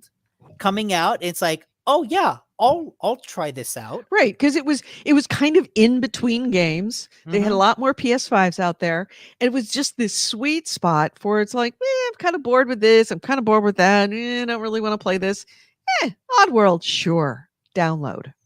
So that number where they figured, like the large version of their estimate would be 100,000 downloads, probably more like 50,000 downloads, turned into 4 million downloads, all given out for free. Although, like, you cannot say all those would be converted into sales, because I downloaded it because it was free, and my takeaway from it was it's okay. Yeah. Like, I was not super positive on it, but considering the, just the general install base, probably would have sold more than 100,000. Right. It probably would have sold more than 100,000. Big gap there. Right. And the calculus that they had made in the amount of money that they took from Sony was based on this probably 50, maybe 100,000 actual sales that we would be giving up. Well, realistically, with 4 million downloads, yeah, they probably wouldn't have sold 4 million, but they would have sold a percentage of that. Yeah. And all of those percentages and realistic percentages would probably have been well above their outside estimate of 100,000 copies. So yeah, and according to the head of the studio, they said this was devastating for the game. Was devastating for the whole studio. They didn't actually say how it affected the future sales of the game on other platforms like Xbox One and Xbox Series X or S, but I'm sure that it had some impact on that as well. Because why would you buy it on Xbox when you can get it on PlayStation for free? But I mean, also the fact that it was free for a limited time, I imagine them porting it to Xbox maybe because, hey, we just lost out on a whole bunch of sales on PlayStation. Let's put it on the other console because we just need something. Yep. But it is a bit of a cautionary tale that, Yeah. it was a combination of pandemic. It was a combination of in between that in between time in April. And so what's interesting is this also gives us a little look behind the scenes with the knowledge that they negotiated their price for PS Plus based on an estimated number of sales. So that they would lose. I wonder if that's the general practice. Like when something goes up on PS Plus, does the money Sony give you for it, is it basically, hey, we expect your game would probably sell this much during this month. We will give you that much or more. Mm-hmm. And that's the amount they pay for a game to go on PS Plus. Yep. That's a very interesting calculation because some games are brand new, other games are years old. So obviously the calculation for how much that particular game would sell during that month changes drastically. Right, exactly. But yeah, it was an interesting story that I wanted to share about what happened there. Yeah, that sucks. It really sucks for them because A, they worked their asses off it over a pandemic, but B, that they brought back I love the Oddworld. I mean, I remember playing the original Oddworld or Abe's Odyssey, I think it was called. Mm-hmm. And it was a good game back then. And it was quite popular. And the fact that it was coming back with another, edition of Abe's story, and that they had made some real huge changes into its gameplay that made it really quite interesting and quite good. I feel so sorry for them that fate shat on them like it did. Yeah. So, yeah, there's the article. So your next item. Okay, this is one that you had mentioned before too, and I'm curious to hear about this. No Man's Sky has issued an update that does a lot. It basically overhauls space combat to make it more actiony and adds a whole new pirate element to the game. Mm-hmm. Where you can actually playable pirates. Yes. You can be the pirates. Yeah. And apparently there's a lot of pirates. So many pirates that it's now unplayable as anything but a pirate, and even then it's debatable. But isn't that the point? By adding pirates is you want there to be piracy? It's kind of interesting because No Man's Sky, that was the whole oeuvre. That was the whole raison d'etre of No Man's Sky. This is a massive game, as big as galaxies. The chance of you actually encountering someone is rare, if not impossible. And then now there is this player element that's their job, is to encounter people and steal shit from them. But yeah, you play it's a pace pirate. You can recruit a squadron of pilots. They will warp in and join you when needed. And a group can be formed by recruiting wingmen out of the galaxy or by upgrading your crew to an elite unit. And yeah, it's a I said it's making it unplayable and making the game turn to shit. Nick said You mean it's working as intended? And I'm like, yeah, we're gonna have to add that in. I in the mean, headline. not working as intended. not that being shitty is as intended, but like, hey, if you add in a pirate feature, I would like to encounter pirates. Does that make you want to go back to No Man's Sky? It kind of does. Honestly, I think I do still have it installed on my system. Do I? I don't know if I do. Can you play together as pirates? Like you and I could form a pirate union? I don't know. But I know they also added in like a whole new class of ships. I'm curious to try out the new space combat to see what the new actiony stuff was like. I jumped into it not too long ago, like sometime during the pandemic, and really enjoyed what I had played of it. So yeah, I could see myself jumping back for a little bit. No, this makes me want to run screaming from this. They've turned No Man's Sky into Rust, essentially. Yeah, so AC Wraith linked to an article that No Man's Sky players are getting swarmed by pirate armies after the last update. I'm trying to see if I can find. I wonder if I can find any video evidence of this. Oh, okay. Here, I got one. I found a link that's actually cool because it's a guy just kind of chilling on a planet, and then all of a sudden, pirates come down from the sky and start shooting at him, and he starts getting into a space battle. But, like, isn't that kind of cool? Can you see it? Yep. All right, okay. Go ahead, play. See, he's just here. He's just there hanging his own business, just scanning stuff like you do. Yep. And oh wait, suddenly things went red. Oh shit! He's shot from the sky. Oh fuck! He's got to make a beeline into his ship. He's taking off under heavy fire, and then just like, okay, let's do this. Let's start shooting these pirates down. Yeah, I don't think we could play the game now at this point because you'd have to have two. If you don't have a really good ship, then you're not going to be able to make it. He's actually really good too. I know, right? This kind of looks cool. It's just suddenly you're in this dogfight. It's like, oh, awesome. That's a really cool plane that he's got. I know, right? I want that. I don't know if I could afford it. Yeah, that's the thing. You'll never be able to afford it. You know why? Pirates. But the fact that I'm watching this going, that combat looks cool, that ships looks cool, I want. Uh-oh. I didn't do that. I did not do that. That was not me. Nick disappeared on mine. Thank you for the link, AC Wraith. So let's see. Nick might be coming back. Yes. I didn't do that one. No, that was me. I meant to hit stop sharing the screen and I hit leave studio. Oh, all right.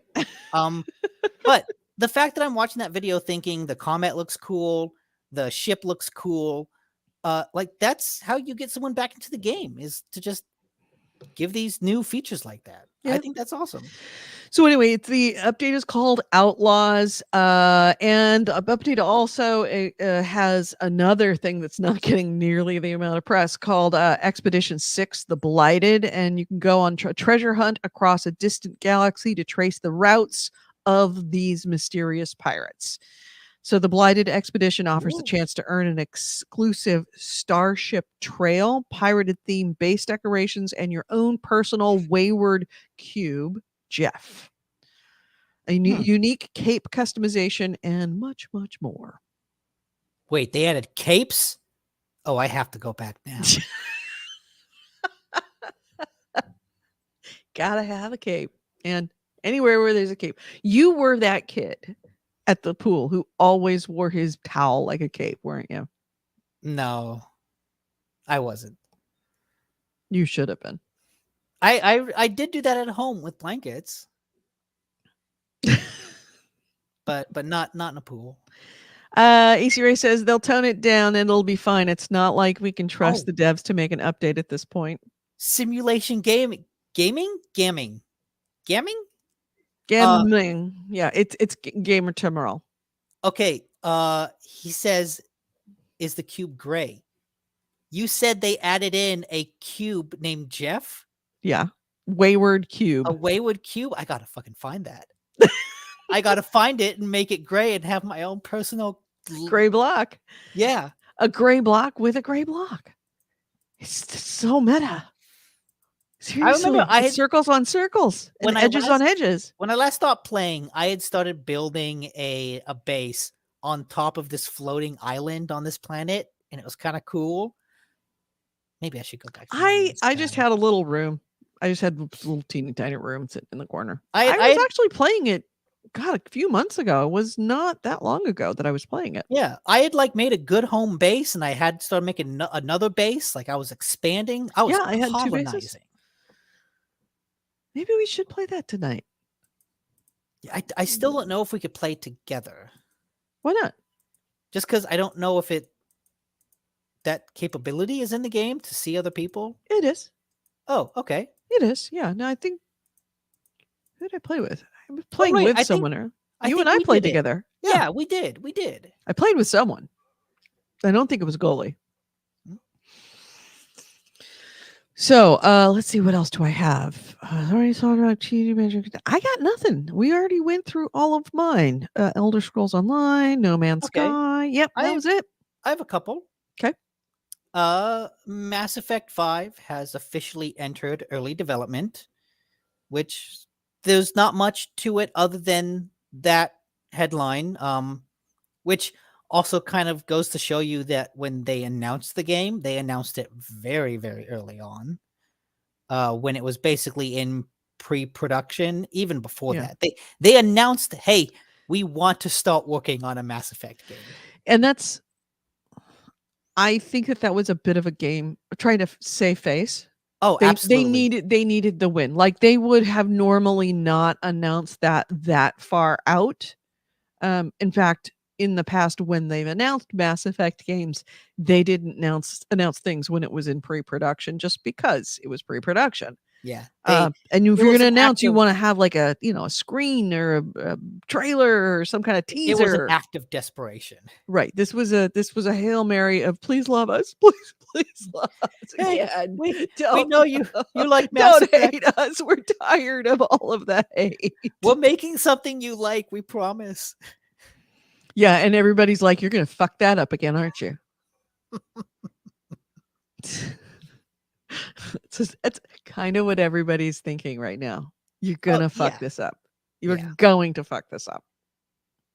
We're just waiting for you to do it. So just hurry up and fuck it up. We're so that waiting we for can that shoe to drop, but it will crush take our like dreams. 3-4 years to see that shoe drop. Yeah. There is co-op. We have a gamer terminal. Yeah, he says there's co-op. Says there's co-op Blood now. Reaper said that video showed a person getting attacked by other people, Right. so that's cool. But then I don't know. Do if the NPCs blink? What NPCs? Where? in No Man's Sky? Maybe. I honestly don't remember if they blink or not. Hmm. They might just stare you down. Got it. What else you got? The Ghost of Tsushima movie that we had heard about a while ago, March 2021, actually. They announced a Ghost of Tsushima movie was in the works with director John Wick director Chad Stahelski, and now it has a writer. The Takashi Dosho. He's written, directed 2 of his own movies, one called Only and one called Still, which I've not heard of. But apparently his newest movie called Blue is kind of a twist on kaiju films, which could be interesting. How is his last name spelled? Doscher. Oh, Doscher. Dosher. Yeah. Doscher. Takashi Dosher. Oh, come on. Look up to see what he does. Yeah, I've not heard of him. I've not seen his other movies, so I don't know much Takashi about that choice. Dosher. There he is. But I am a huge fan of Chad. What was it? Chad Stahelski, the guy who does John Wick. He is an excellent action director. So already, I feel like they have that ace in their pocket with whatever this movie ends up being. Well, here's Takashi Dosher's accomplishments. Yeah, a lot of shorts. Oh, this is the writer as a writer. Let's see what he's done as a writer. Yeah, again, a lot of shorts. And then Still and Only. Click on one of those. Click on Still or Only. What are those about? After a comet releases a mysterious virus that begins to kill all the women in the world, a young couple hides out in their over-sterilized apartment trying to fight for their lives. Potentially interesting. It looks like it's an independent film, to say the least. Yeah. What are the ratings? 5 out of 10. Okay, what is Still? Did it say what it was rated on? Okay. Still.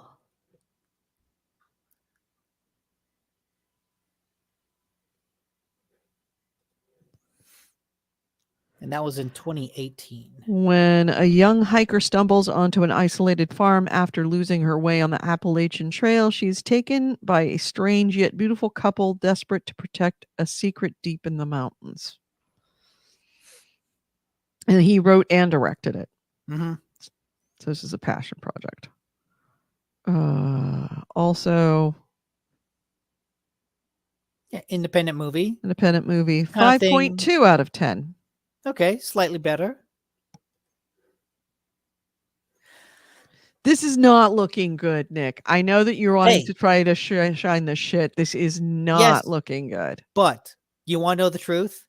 The truth of it is, however the script of that movie turns out, as long as Mr. John Wick director himself can put in good action, none of that matters. Yeah, it sort of does. No, it does not. If he can deliver on some badass sword fights, that is all we need. That is all we need. That's all that movie has to be. No. Yes. Sorry. No. Yes. The Raid is not like a hallmark of writing, but holy crap, do those fight scenes sell it. Yeah, no. Blood Reaper says he would watch it just to know what the secret is. Well, we could always find out the spoilers and wreck it for you. Blood Reaper says would watch. All right. Okay, wait. I feel like we could make a bet for this. Do you think whatever Wikipedia entry for Still is, that it would be detailed enough to have a plot spoiler? No, but let's see. I'm actually with you. I don't think it would have the spoiler in it. I think it's too small of a movie to have that much information.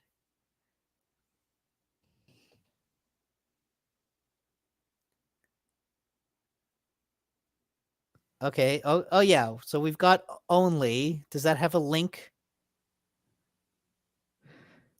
The top result is the Only movie. Right. You click that. Can we follow this? Can we go from him? He doesn't have a page. Oh, he doesn't even have a Wikipedia page. He doesn't. Okay, go back. Can we have a link to Still? Oh no, under release. It was only Dosha's second film after Still, but there's no link. Where under release? Only was his second film after Still. Still does not have a Wikipedia page. Sorry. Just gonna have to watch it to find out what the secret is. Wait. Still movie plot summary. What am I? Okay, all right. Oh, if you type in Still movie plot summary, people also ask, "What's the secret in the movie Still?"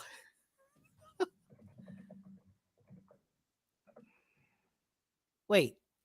Okay, Adam ends up getting drawn to Lily and shows her one of their secrets. Their secret involved 2 large barrels which created a drink of some kind.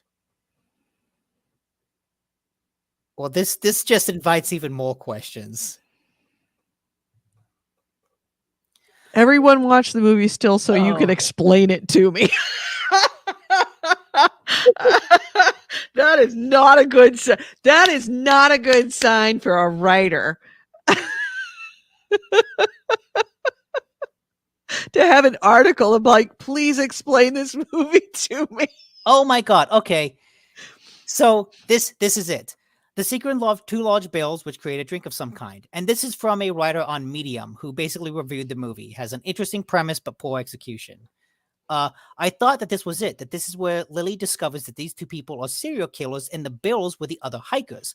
I thought this was going to be a disturbing revelation that the 2 drank whatever they were draining from the people they killed. That's creepy. I was disappointed to discover it was just moonshine. Oh, it's a still. It's still.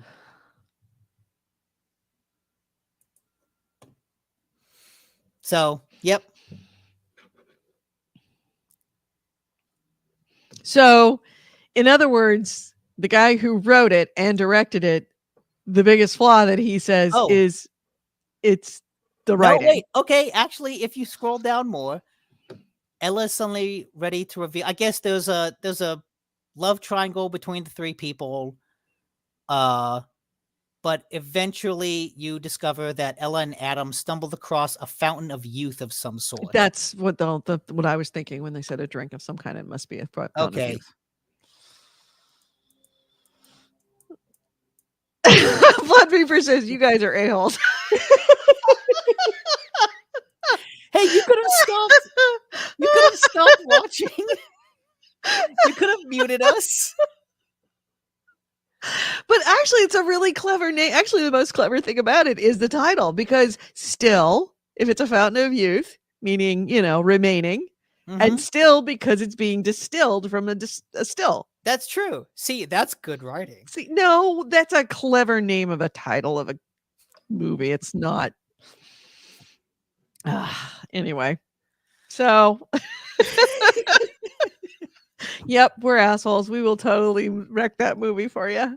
Was there like a fountain of youth thing in Tsushima? Well, I mean, you could take baths and it would heal you. That's true. That's practically the same thing. Blood Reaper says the fountain of youth only stops in the sands of time. You could still be stabbed to death. Good point.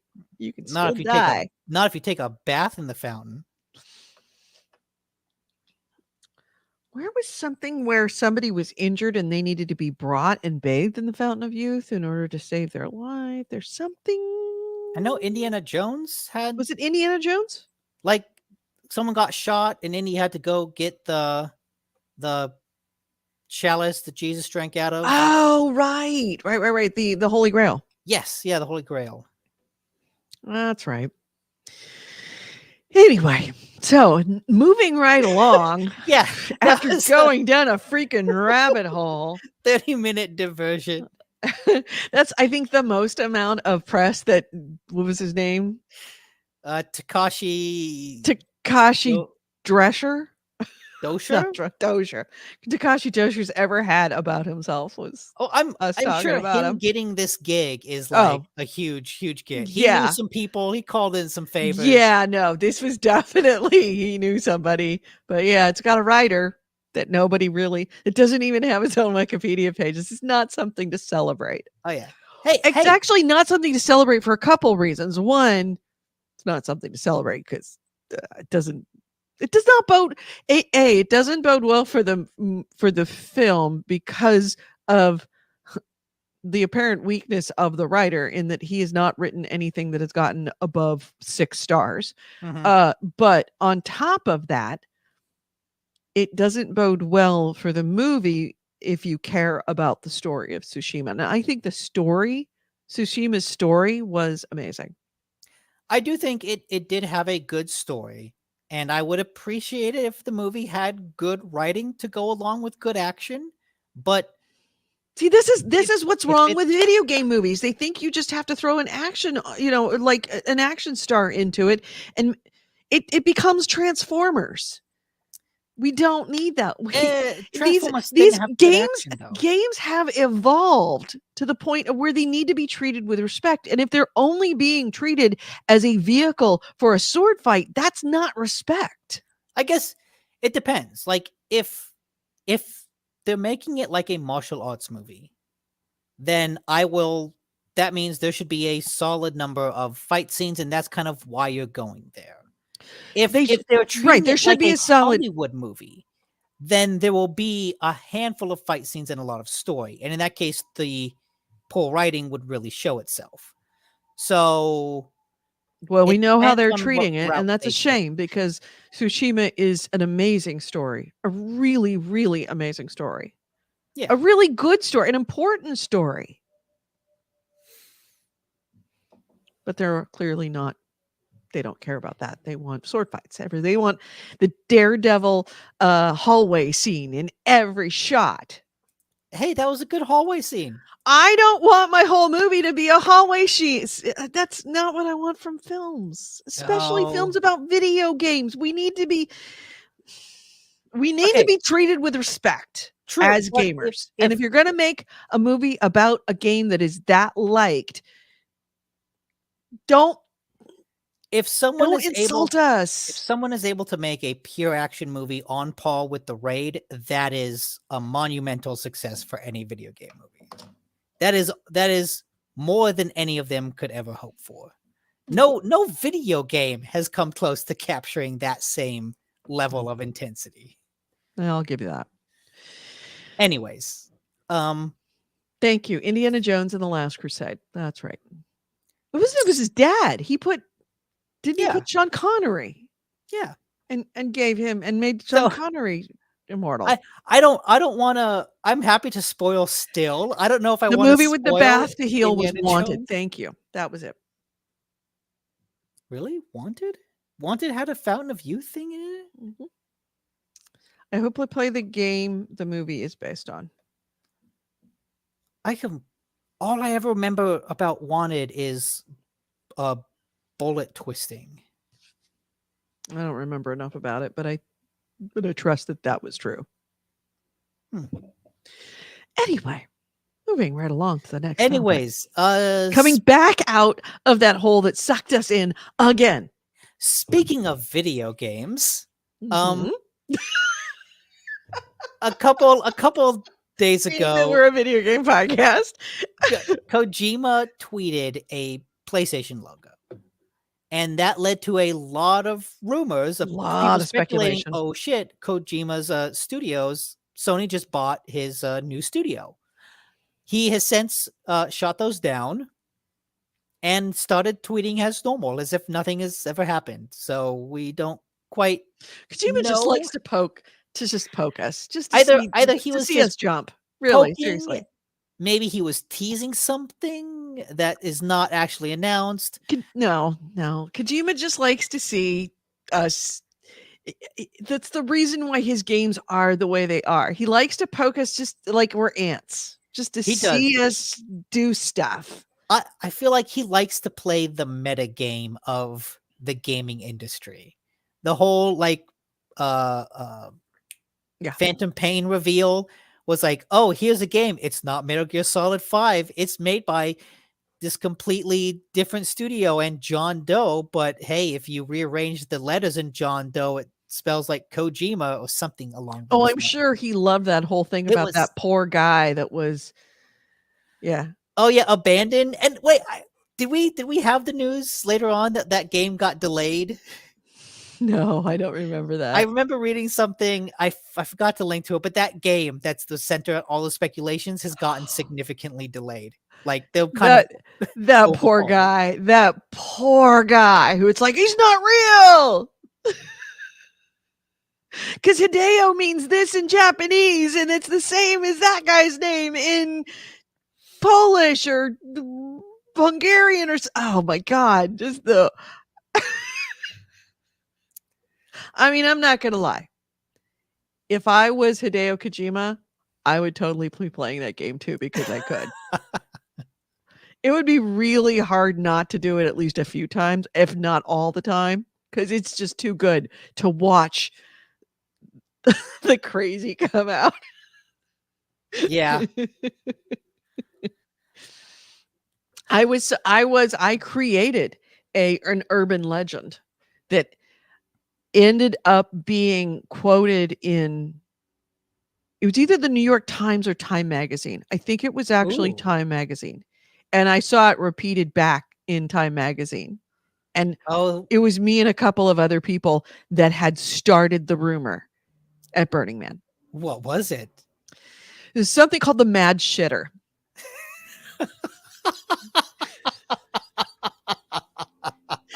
Me, and I can't remember the name of the other guy, and Kevin, and this other guy named Canada Dave. I don't even remember Canada Dave's last name. Canada Dave was a great guy. This guy named Dave from Canada. Dave was drunk all the time. And we were sitting under our shade structure, and we started like just, like you and me, what like we sometimes do, like what if this and what if that? Hmm? And we came up with this guy called the Mad Shitter, spelled with a Y, that would be someone that Wait, would S. Hytter, Mad Shiter, but we called him the Mad Shitter. That we made up this guy, this fictional guy in our heads, like, okay, a guy called the Mad Shitter. And we actually talked about how we should start an urban legend. And this Mad Shitter would find people who had fallen asleep in the sun and would take a shit on their chests. And he's never been seen, but he's been heard because one person heard him saying as he was running away, never let it touch the ground, which was the running joke for moop, for garbage. How do you keep the garbage out of, from polluting the playa, was don't let it touch the ground. And then I, at the time, was working for a newspaper. The guy that I can't remember his name was also a writer. And we went over to the Black Rock Gazette, which was the daily paper that they actually had in Black Rock City. And we wrote an article in their offices because it was one of the few computers in the whole of the place. We wrote an article on a dusty ass computer together. We wrote this article absolutely tongue-in-cheek, but like just at that level of tongue-in-cheek and believable. It was a very fine line we had to write. And we wrote the article about the Mad Shitter, and it appeared in that Black Rock Gazette. 15 years later. Oh, wow. This was not immediate. This is a long-term thing. No. And the next year, Canada Dave made buttons that said, "I'm not the Mad Shitter," and handed them out. Because we were bound and determined to make this an urban fucking legend. 15 years later, we hear this story, and it was printed in something.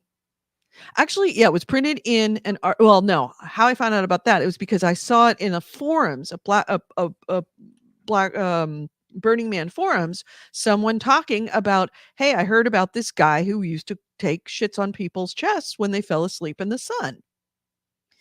And it became this big thread about like, yeah, that's the Mad Shitter. It happened in about this time, and this guy was doing this. And Kevin was the one that alerted to me. And then somebody's like, yeah, I read about it in Time Magazine or what's New York Times or whatever. And they linked to it. And it was like, holy Kevin and I were like, oh my God. Oh my God. It worked. It worked.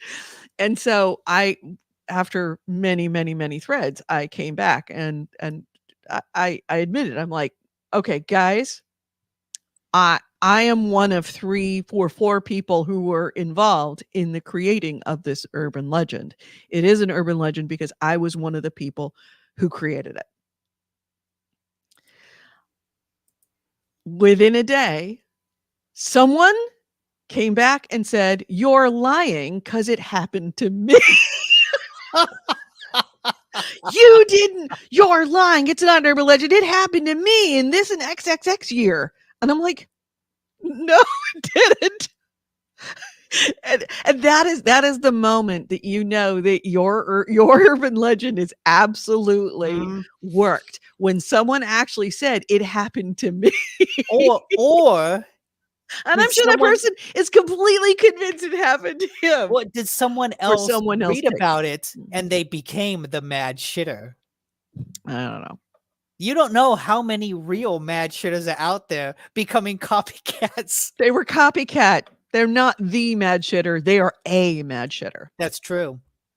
But the mad shitter, the original mad shitter, was me and Kevin and Canada Dave.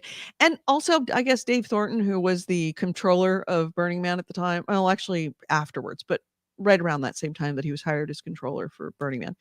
Of us all sitting in the Lamplighter Cafe, drinking, saying we want to start an urban legend. And it happened.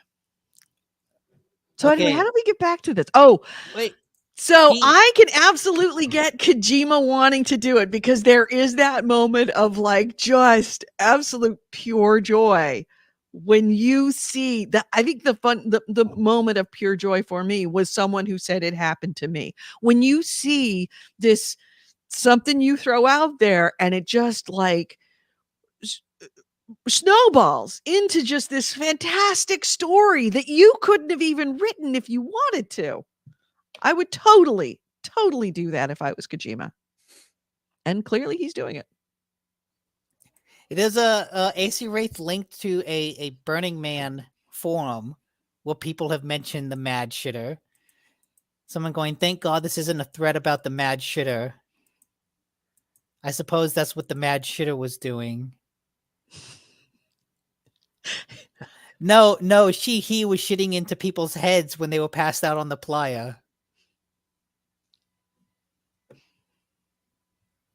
Yep. No. it just tickles me so much to see threads about the mad shitter.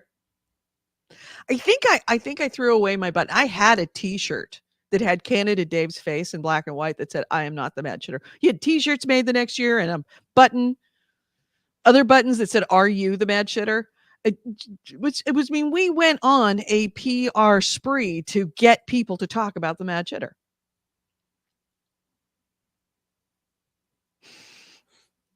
So yeah, that was us.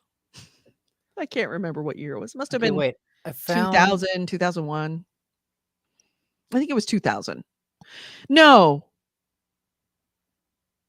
Yeah, it might have been 2000. Might have been 2000 that we came up with that one. And unfortunately, I'm not in touch with Thorny. I'm not in touch with Dave, Canada Dave. Kevin is now passed away, so I can't like get confirmation from him. But I think I may be the last of the mad shitties. You're really reading that thread no, I'm reading a different article. about From monsterchildren.com. People are literally shitting on Burning Man. I don't know if this is about a mad shitter or people about like bathroom habits. oh, that's a very much thing. They're called what were they called?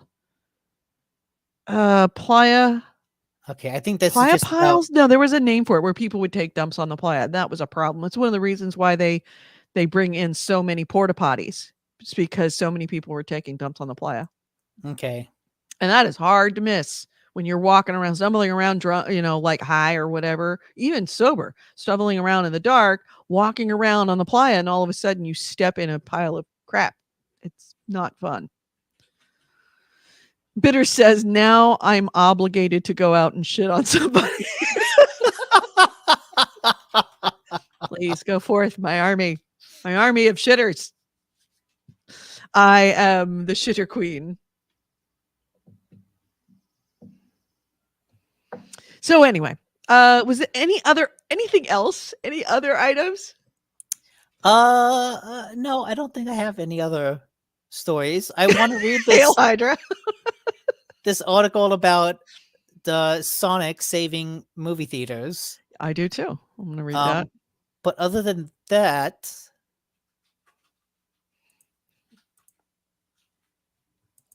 no, I think I'm pretty good. All right, good. I've got nothing else to talk about. I've told you the story. I should have saved the story of the mad shitter for one of those days when you weren't here, so we could just have a story time, the AMA. And I could tell you the long story of the mad shitter. But I'm glad that I've finally shared it with you, and I'm glad it's now on YouTube so that I can put a face and a name to it and explain to anybody that's going to Burning Man, there is no mad shitter. The mad shitter does not exist. We made it up. I just checked Discord, and Blood Reaper put something in the Discord in general. Just a good Skyrim Okay. joke. Apparently, he has a ring that makes one-handed attacks do 22% more damage. Right? Do you know what it's called? What? The gold diamond ring of masturbation.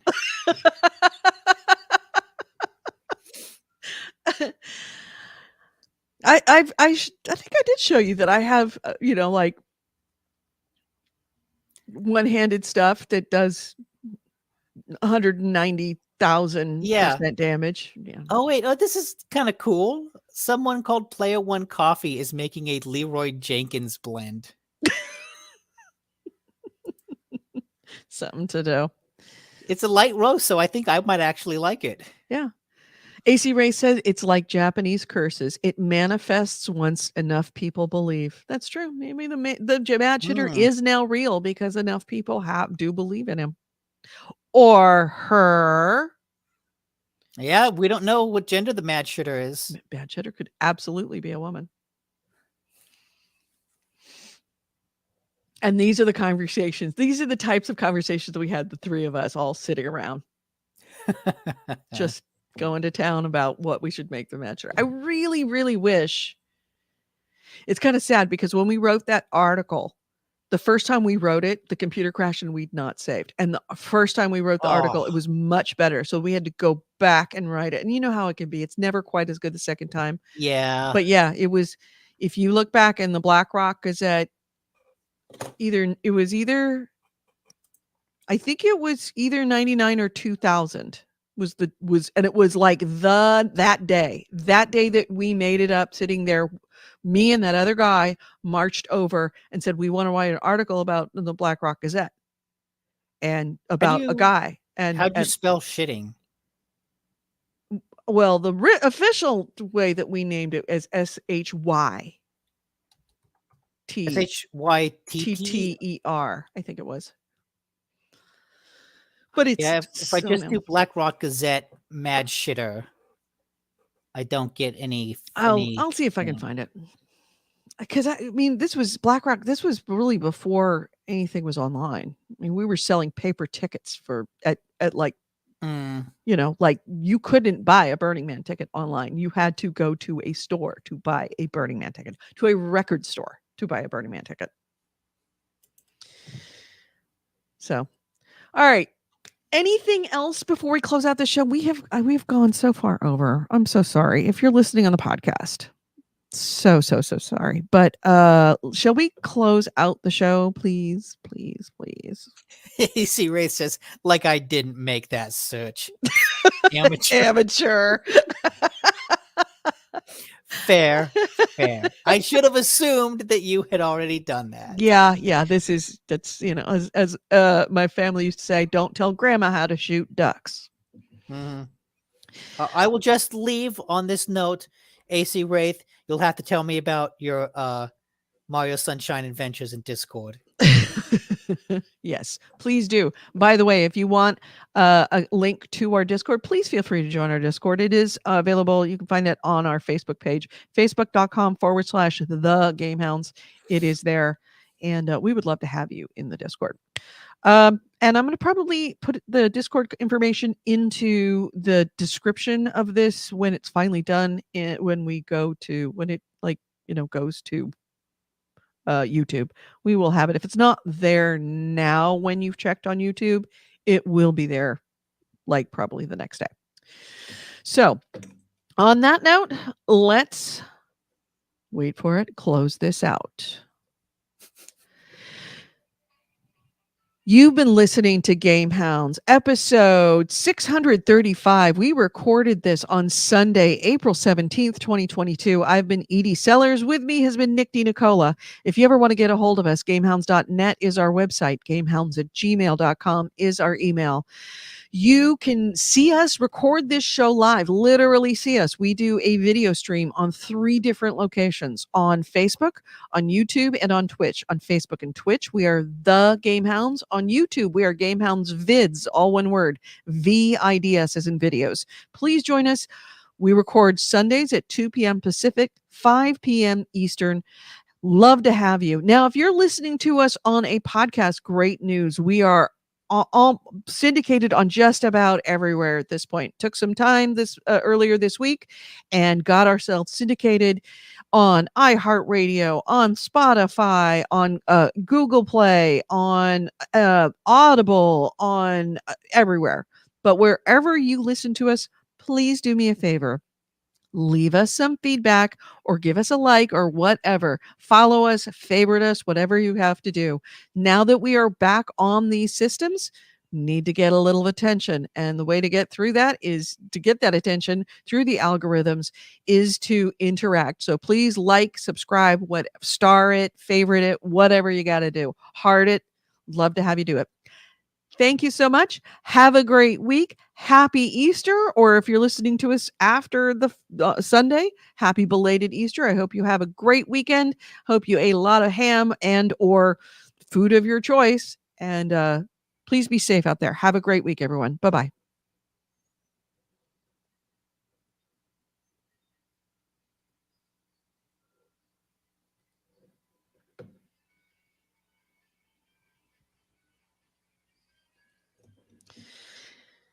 And I'm saving. Stand by.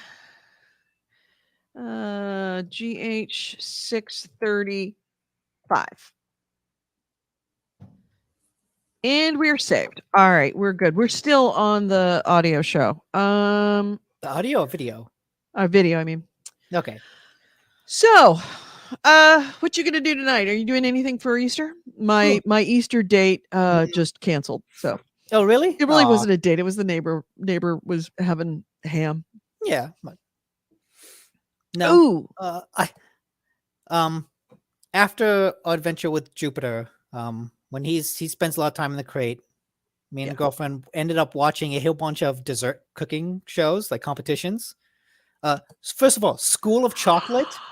I highly, highly recommend School of Chocolate on Netflix. Cooking shows? School of Chocolate is such a cool show in that it's not an elimination show. Mm-hmm. It really is kind of like a class. And then each episode, someone gets like the top score, and like the top score at the end is the winner. But there's no elimination. And so you see all the people work together in different sets. And I don't know, I like that format for a show a whole lot. But because of that, we ended up getting some cake from this one place. Like, it's a mocha honeycomb cake. And the place just also happened to sell empanadas. So we got a bunch of empanadas as well. So my dinner tonight is going to be leftover empanadas and cake. That is good. I'm glad that you're getting into cooking because I'm very much into that. I've told you that I make a mochi muffin. Mm-hmm. That mochi if you're not familiar with mochi is it's made using it's a Asian. I don't want to say it's Japanese, although Japanese are kind of known for it. Asian kind of, it's a paste that's made with sweet rice flour.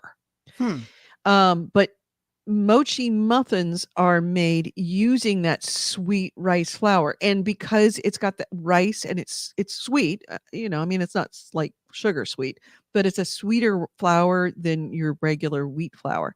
But rice flour is very fine, and it makes it have kind of this gooiness to it, this gumminess. Okay. And so mochi muffins, like you're used to muffins being very much like cake. You Yeah. open them up, it's just bread on the inside, essentially sweet bread. Mochi muffins, you open them up and they just kind of pull apart a little bit. And when you chew them, they've kind of got that same kind of mochi feeling to them, that they're kind of gooey inside, not gooey, wet gooey. They're a dry gooey, stretchy, glutinous, highly glutinous. Okay. And I've got there's a place here that's actually rather famous in Berkeley called Third Culture Bakery that kind of invented the mochi muffin. And then I found a copycat recipe for them. So good. I mean, I cannot make them because I make them in a batch that makes 6 of them. And I will I'm going to make a batch and then I'll have them in the mornings for next week. But then they're gone in a day. They're gone that night. They're gone that night. That night I wake up and I'm like, oh, there's half a muffin. I decided to I'll just have one. Okay, I'll have 2. By the 5th muffin, you're looking at the 6th one and I gotta at least have one for tomorrow. So I cut it in half and eat half of it. So I have half a muffin for the morning. You cut one and then you black out, and then when you come to, there's just half a muffin left. Yes, that's very much how it is. Where you black out at some point, and then you realize you don't have any more muffins. And I start baking at 11 o'clock at night because I want to have muffins for the next day, and they don't make it. So yeah, there we go. Third Culture Bakery, the home of the mochi muffin. We will definitely have to try those. Yeah. Oh, the Third Culture Bakery. Their muffins are better than mine, but I'll send you the recipe for the mochi muffins. So good. Yeah. So good. Very, very simple ingredients and easy to get. I mean, you can buy sweet rice flour. I think it's called Red Star is the stuff I like, but you can buy it elsewhere. But the Red Star is kind of like the Japanese one. Okay, there's one in Walnut Creek, which is not too far. Really? Compared to Castro Valley? I guess so. Third Culture. Yeah. All right. Yeah, that's probably makes sense that they would minutes. have one in Walnut Creek as well. So the East Bay. But those muffins. And then Blood Reaper recommended Cutthroat Kitchen and Chopped. I've seen a lot of Chopped. I know my parents really like Chopped. Chopped is pretty good. Chopped is good, basic I've stuff. not seen the other one. Have you watched The Great Baking Show? I've seen a couple episodes of it. I know. I've do you think you are well? You will know if you're a Great Baking Show fan when these words cross your lips. Mary Berry is a national treasure. Once that happens, you're done for. I don't know those. Don't know her. It. Her. Them. Okay. Mary Berry. I was like, Mary Berry, is that a person or a thing? Person. Okay. Don't know. Wow, you actually gave us a Wikipedia entry for an empanada. Do people not know what empanadas are? I don't know. I mean, I'd heard of them. I thought it was a little weird that this bakery had empanadas and fancy cakes. Not really. Empanadas are amazing. Empanadas, if you're not familiar with them. Oh, and Mary Berry. Thank you. I will check that out. Empanadas are best way I could describe it. Deep. How would I describe them? They're Mexican deep fried. What would be a Mexican deep fried calzone? Pot sticker? A Mexican deep fried calzone. Okay. It's that same concept. Dough, you wrap meat and stuff inside of it, except they're deep fried, and it's from South America. Well, it's South American.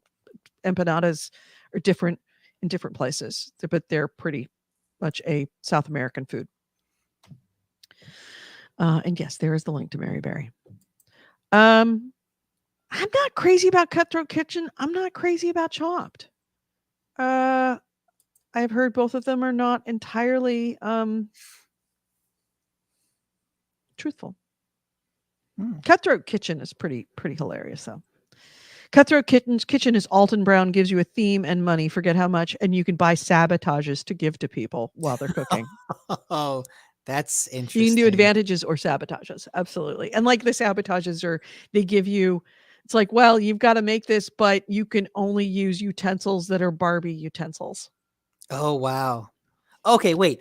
I've got a recommendation for you that I am excited for you to watch because it's distinctly possible it will be the next Floor's Lava. It's called Is It Cake? I've seen that and I won't touch it. That's a fucking, I saw the trailer on Netflix and it's like, people are fucking watching this? Yes. I Because know it is. It was I'm like watching number it. one from I number watched- two. I watched all of it. It's fun to play along and think, okay, is that the one? Is that the one? No, I will not. No? It is Okay. so slimy looking. It really is. It's slimy looking. It's not slimy at all. It's actually, You know, it's like that game show. Look, is it all? And their whoever their host was instant. Like, it's someone from SNL, I think. yeah, just so not good. Just Peter says, Kitty. Yeah, that's Shepherd. Yep. Does Shepherd does he mind being without Oh, he's happy that Jupiter's locked up in his crate.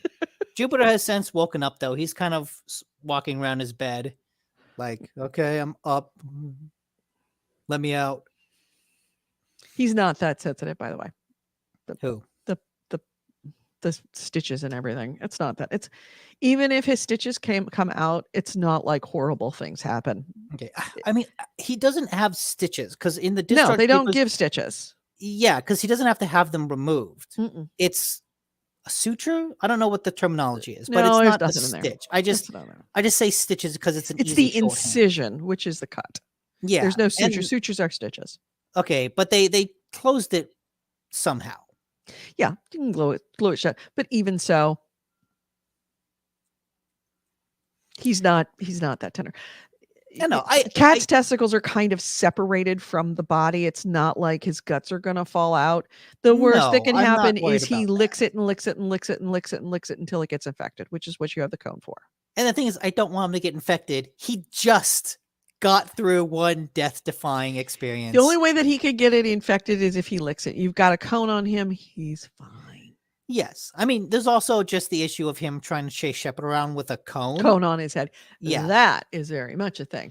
That can destroy your house. Yep. Super soldier glue. Had it after my What? gallbladder removal. Mhm. Really? Which is essentially the equivalent of super glue. You can do it for small stuff, small incisions. You can't do it for really big incisions. But you know, anything like that or smaller. Okay. But yeah, they just glue them up. How have I not seen someone do that on a crime show? Like super glue a wound shut.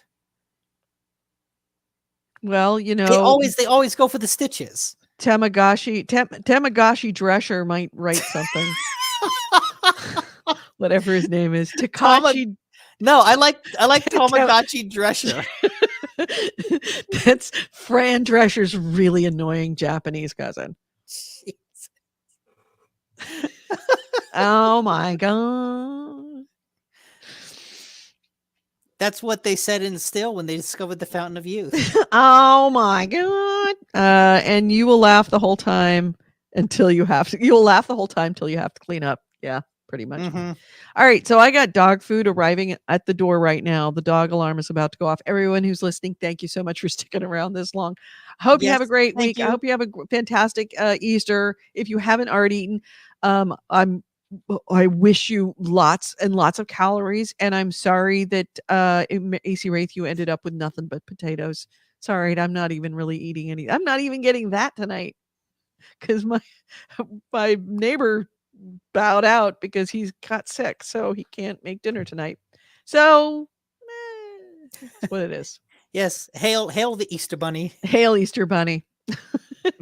And have a great week. We'll talk to you on Sunday. Bye, everyone. Bye.